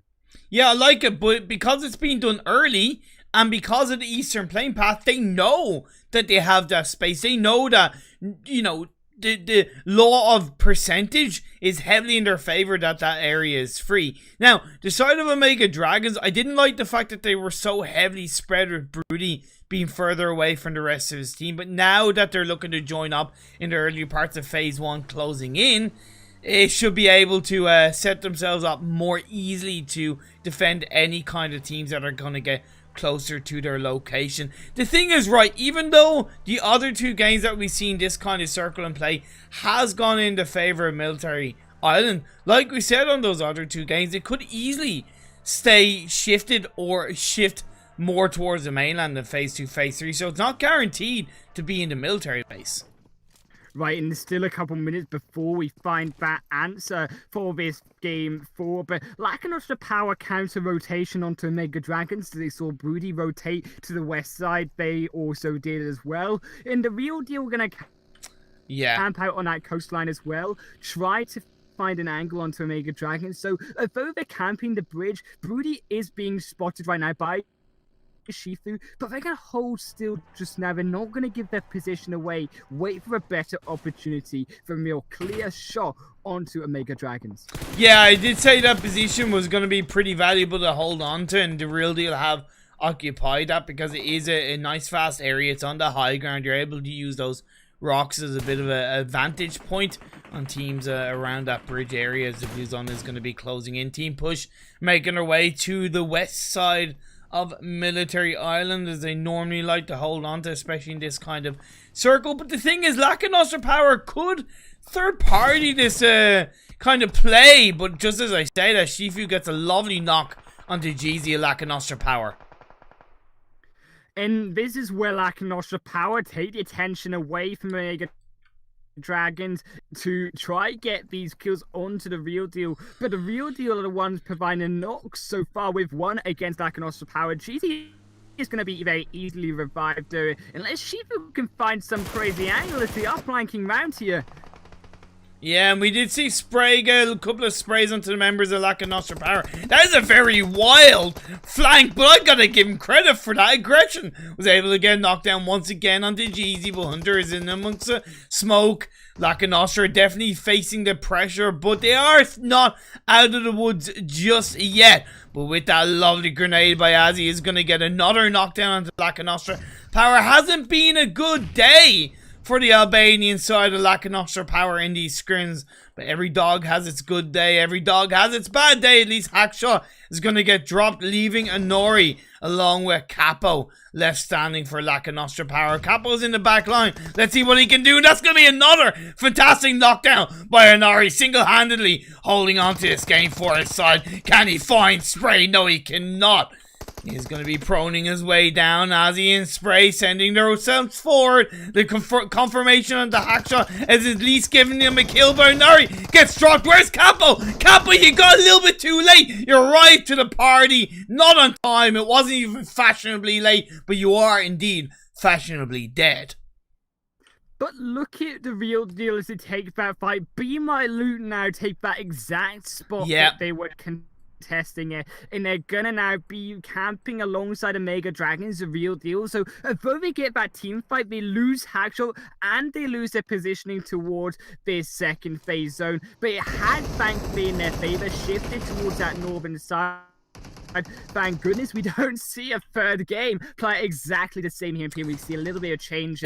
Scrim Farm, who were looking like they're going to make that rotation from Primorse down to the south, change up a strategy here, take this edge up as well, and they're going to be on the edge on the west side of this map. These teams going to now be congested on the east bridge. So what is all of these teams doing still on the east side?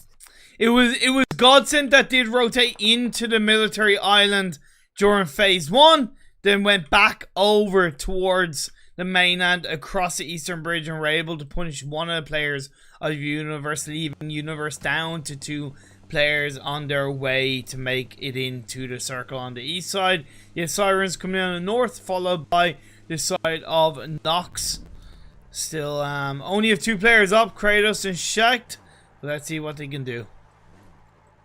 Yeah, definitely going to be very, very difficult. And I think, looking, of course, we do see Time to Shine. They're going to get their knock-ups, as we say. And they are all in this blue zone. No, we're only going to be phase 2, but is going to tickle them, is going to perhaps cause a difference in this game, in this team fight, is every single point of health will matter in this fight.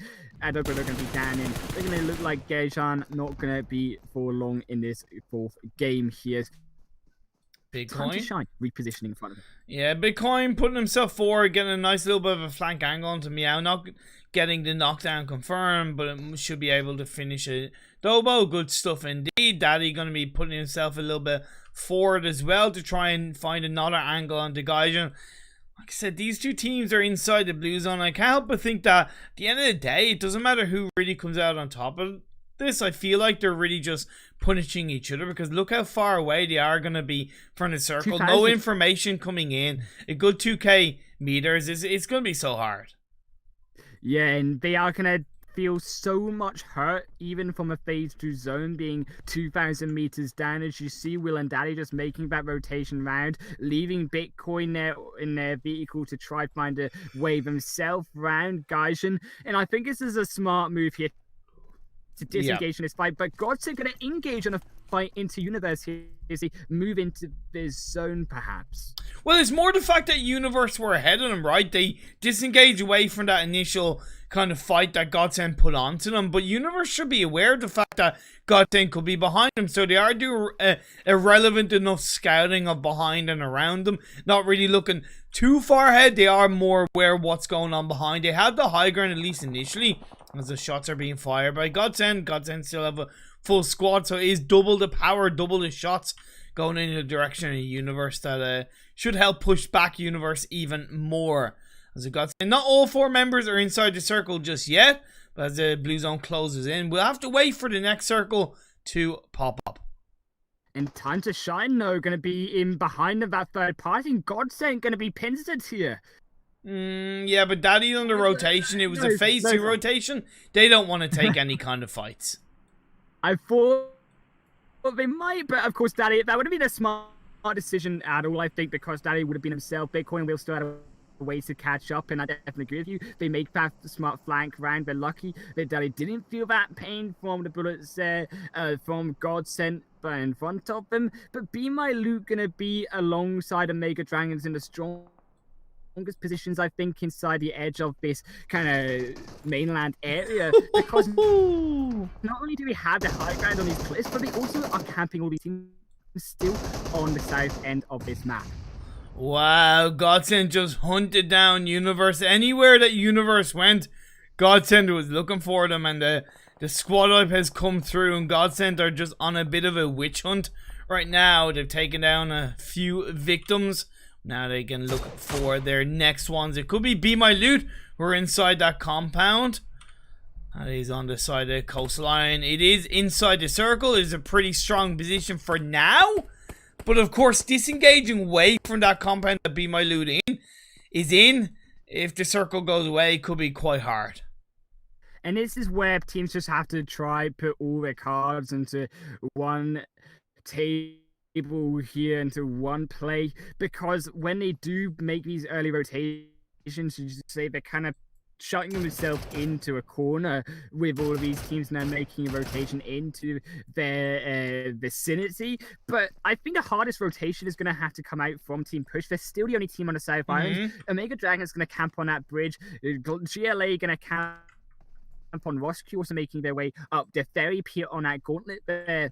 And I think it's going to be two difficult rotations for these teams moving in. But Godsend going to have one knock against them as Reese falls down.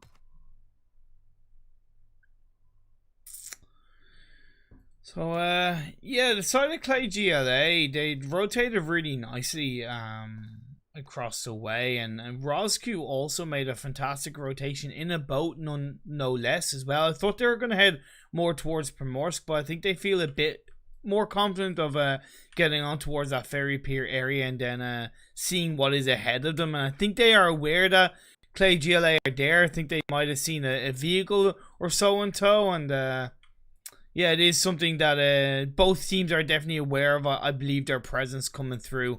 Side of Sirens are going to have Scrim Farm going to be camping their way in. Jaja gets a nice knockdown. Is going to leave Cakes on her own with a silver of health. Going to hold on towards the side of the warehouse.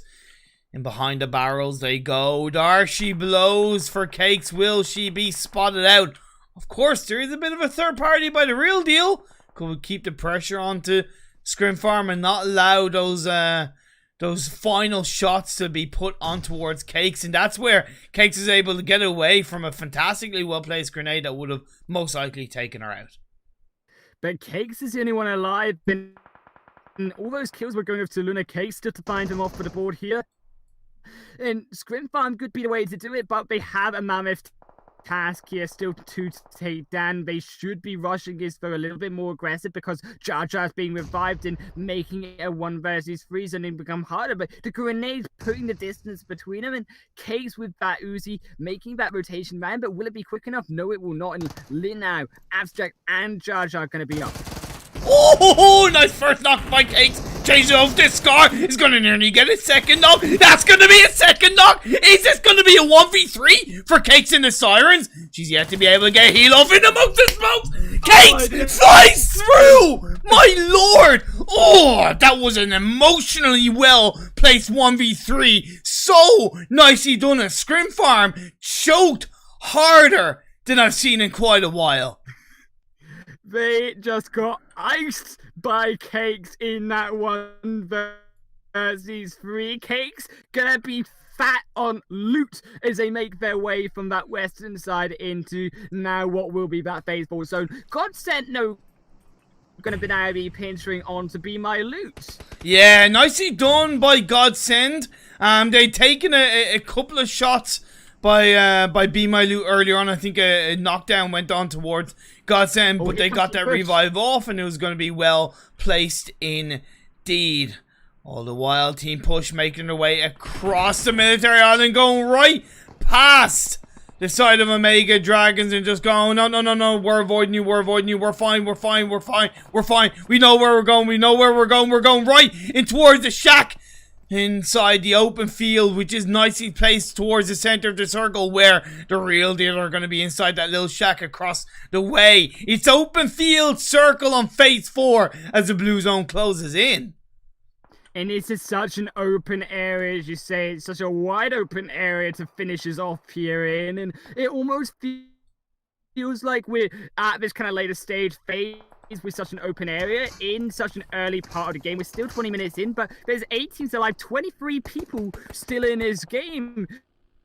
And the real deal going to try secure himself a little bit of positioning here as they try to take down Godsend from the hill, but not going to find a knock up here on Therese. And teams continue to make their rotations in. GLA need to make it into zone. Is that phase shift moves once again up north, and the real deal going to be inside the center of the zone. Yeah, the team that kind of, you know, took the bold move of putting themselves kind of inside the open field with those little shacks and rocks in play early on have benefited from that, because even though Godsend are on the high ground, they're now outside the circle, but they do have a couple of teams in front of them, so they really heavily have to push and kill their way through into the circle. They're at least able to get knocked down on the daddy of Time to Shine early on. It will not be confirmed through. Omega Dragons pushed in and were able to get a kill onto one of the Team Push players, but because Team Push spread themselves across a couple of shacks, they were able to at least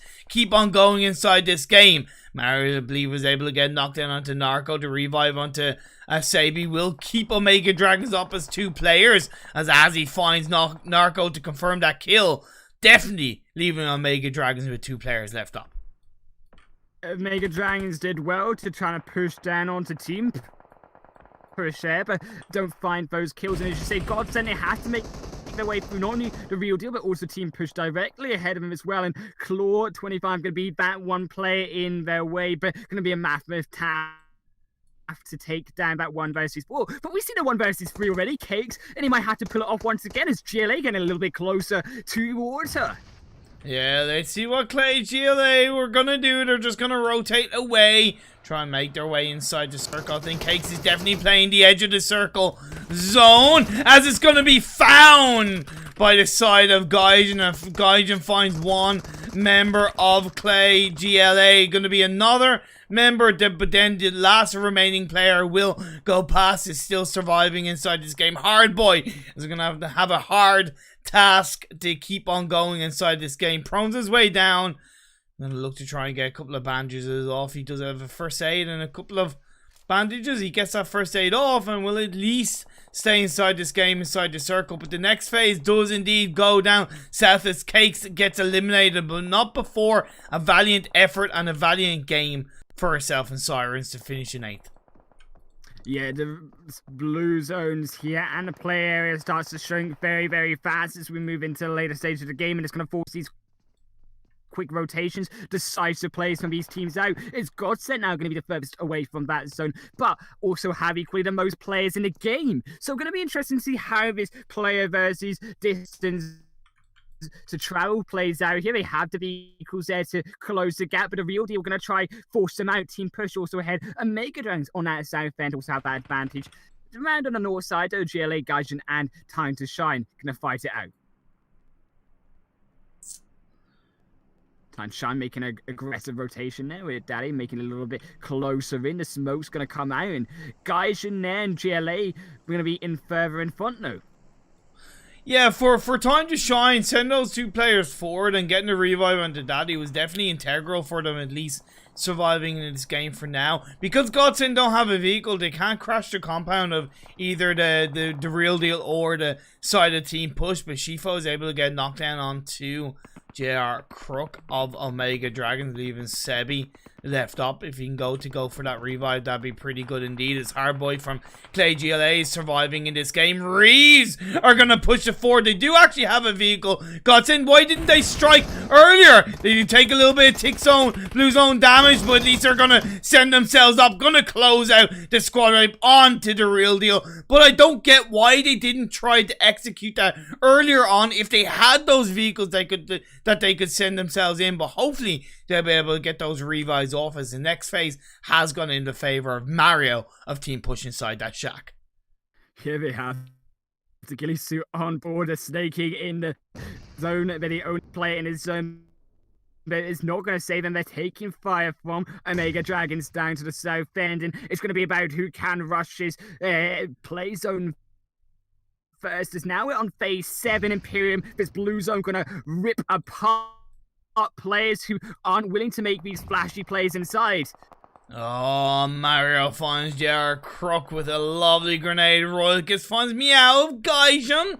At least get a nice knockdown and a confirmation kill over and towards that side. At least Gaijin still have 2 players up. Hardboy has gone down, if I'm not mistaken. Daddy is still snaking his way through by the edge of this loot box. But he's going to get found, spotted, eliminated by Navy of Godsend. Another great grenade by Reese onto Mario. And that, of course, creates a bit of space in the center circle. We have 2 teams left in this game. Gaijin against a full squad of Godsend. Godsend are going to go for the full 100% power mode. Spraying up, not giving Gaijin any time to peek up and go for those shots as Jay gets confirmed. It's going to be said week left standing. It's going to be the said weekend for him as Godsend finish this game in first place with a lovely amount of kills. 16 for them with that chicken dinner. Gonna be an insane amount of kills. I've actually fair scoreboard, so you're gonna have to take us through the teams. But I think looking at that push that Godsend pulled off, they fought their way through, I think, at least 3 teams there to make it inside of that phase 8 zone at the end of that game. Gaijin were willing, not as willing, so should I say, to make it further into that zone, make those plays that Godsend were doing already, and unfortunately that hurt them in the end. They weren't inside that zone before Godsend, and as a result, they couldn't push their way in. Neither could the Mega Dragons or the side of a team push there earlier on, and solo player team push was not able to hold off that full squad of Godsend, unfortunately. What a game. Like, Godsend still did a good job. Like, I still think, you know, when you're looking at a competitive setting, they did benefit from teams having to play kind of a little bit passively, and some of the teams around them not having, let's say, a full squad that they could put the pressure onto the likes of Godsend. But I do think Godsend still could have been a bit earlier on their push onto Real Deal, because I didn't think they had vehicles, because there's a lot of smokes around their area, and I know a vehicle that they did have was being put under pressure a few minutes before I spotted out, so I didn't think they had a vehicle, which is why they were a little bit slow. But then when they moved in on vehicles, I was like, wait, they still had vehicles? They didn't have to take blue zone damage is my point in itself, but at least they were able to close out that clean chicken dinner indeed. Gaijin in second with 5 kills. Team Push in third with 2 kills. You had the real Time to Shine, should I say, in fourth with 3 kills. You had Omega Dragons in fifth with 3 kills. The Real Deal in sixth with 5 kills. Clay GLA in seventh with 4 kills. Sirens in eighth with 8 kills. Great kill game for them. Ninth place was a Romanian squad with 1 kill. Be My Loot in 10th with 2 kills. You had Nox in 11th, 0 kills. Scrim Farm in 12th with 1 kill. And on a side note, that 1v3 by Cakes essentially got her team from 12th to 8th, as well as the kills. But even from a placement point of view, that is an extra, I think, 5 or 6 points, or 4 or 5 points, because it's 1 point for 12th, and I think it's like 4 or 5 or 6 for 8th place. So, you know, it makes such a difference from that point of view. Universe in 13th with 4 kills. Lack of Nostra Power in 14th with 1 kill. TSC in 15th with 2 kills. And Atlantis Cycle in 16th with 1 kill. What a solid set of 4 games. Yeah, and I think this zone shift in these games started to play in favor of those Western favoring teams like Omega Dragons. They had a much better game, I think, versus game number 1. They were able to make more plays, and unfortunately they couldn't quite find a way inside of those latest zones. But I think with that zone shift playing up north, they finally had the opportunity to see what they were about and why they always camped that bridge, and it really stopped Team Push making their rotation in when they would have liked to. They were camped down in South Island for about 6, 7, 8 minutes. And by the time they finally made a push through, they were being stormed upon by all of these different teams that made a rotation earlier into zone. 110%. So on that note, I'm going to end it for today's set of games. Want to say thank you to all the teams for participating in these scrims and giving us something to show, and of course practicing, getting ready for the upcoming PMCO. Thank you everybody for tuning into these scrims. Really means a lot to get kind of viewership support and have the people watching it. Like I said, it really does mean a lot. Thank you to my co-caster HighlandWolf for casting with me on today's games. Always an absolute pleasure. And on that note, going to end with a little bit of a quick video where you can find me on my socials, and otherwise have a lovely evening. Look after yourselves and stay safe, be awesome, and yeah, wear a mask.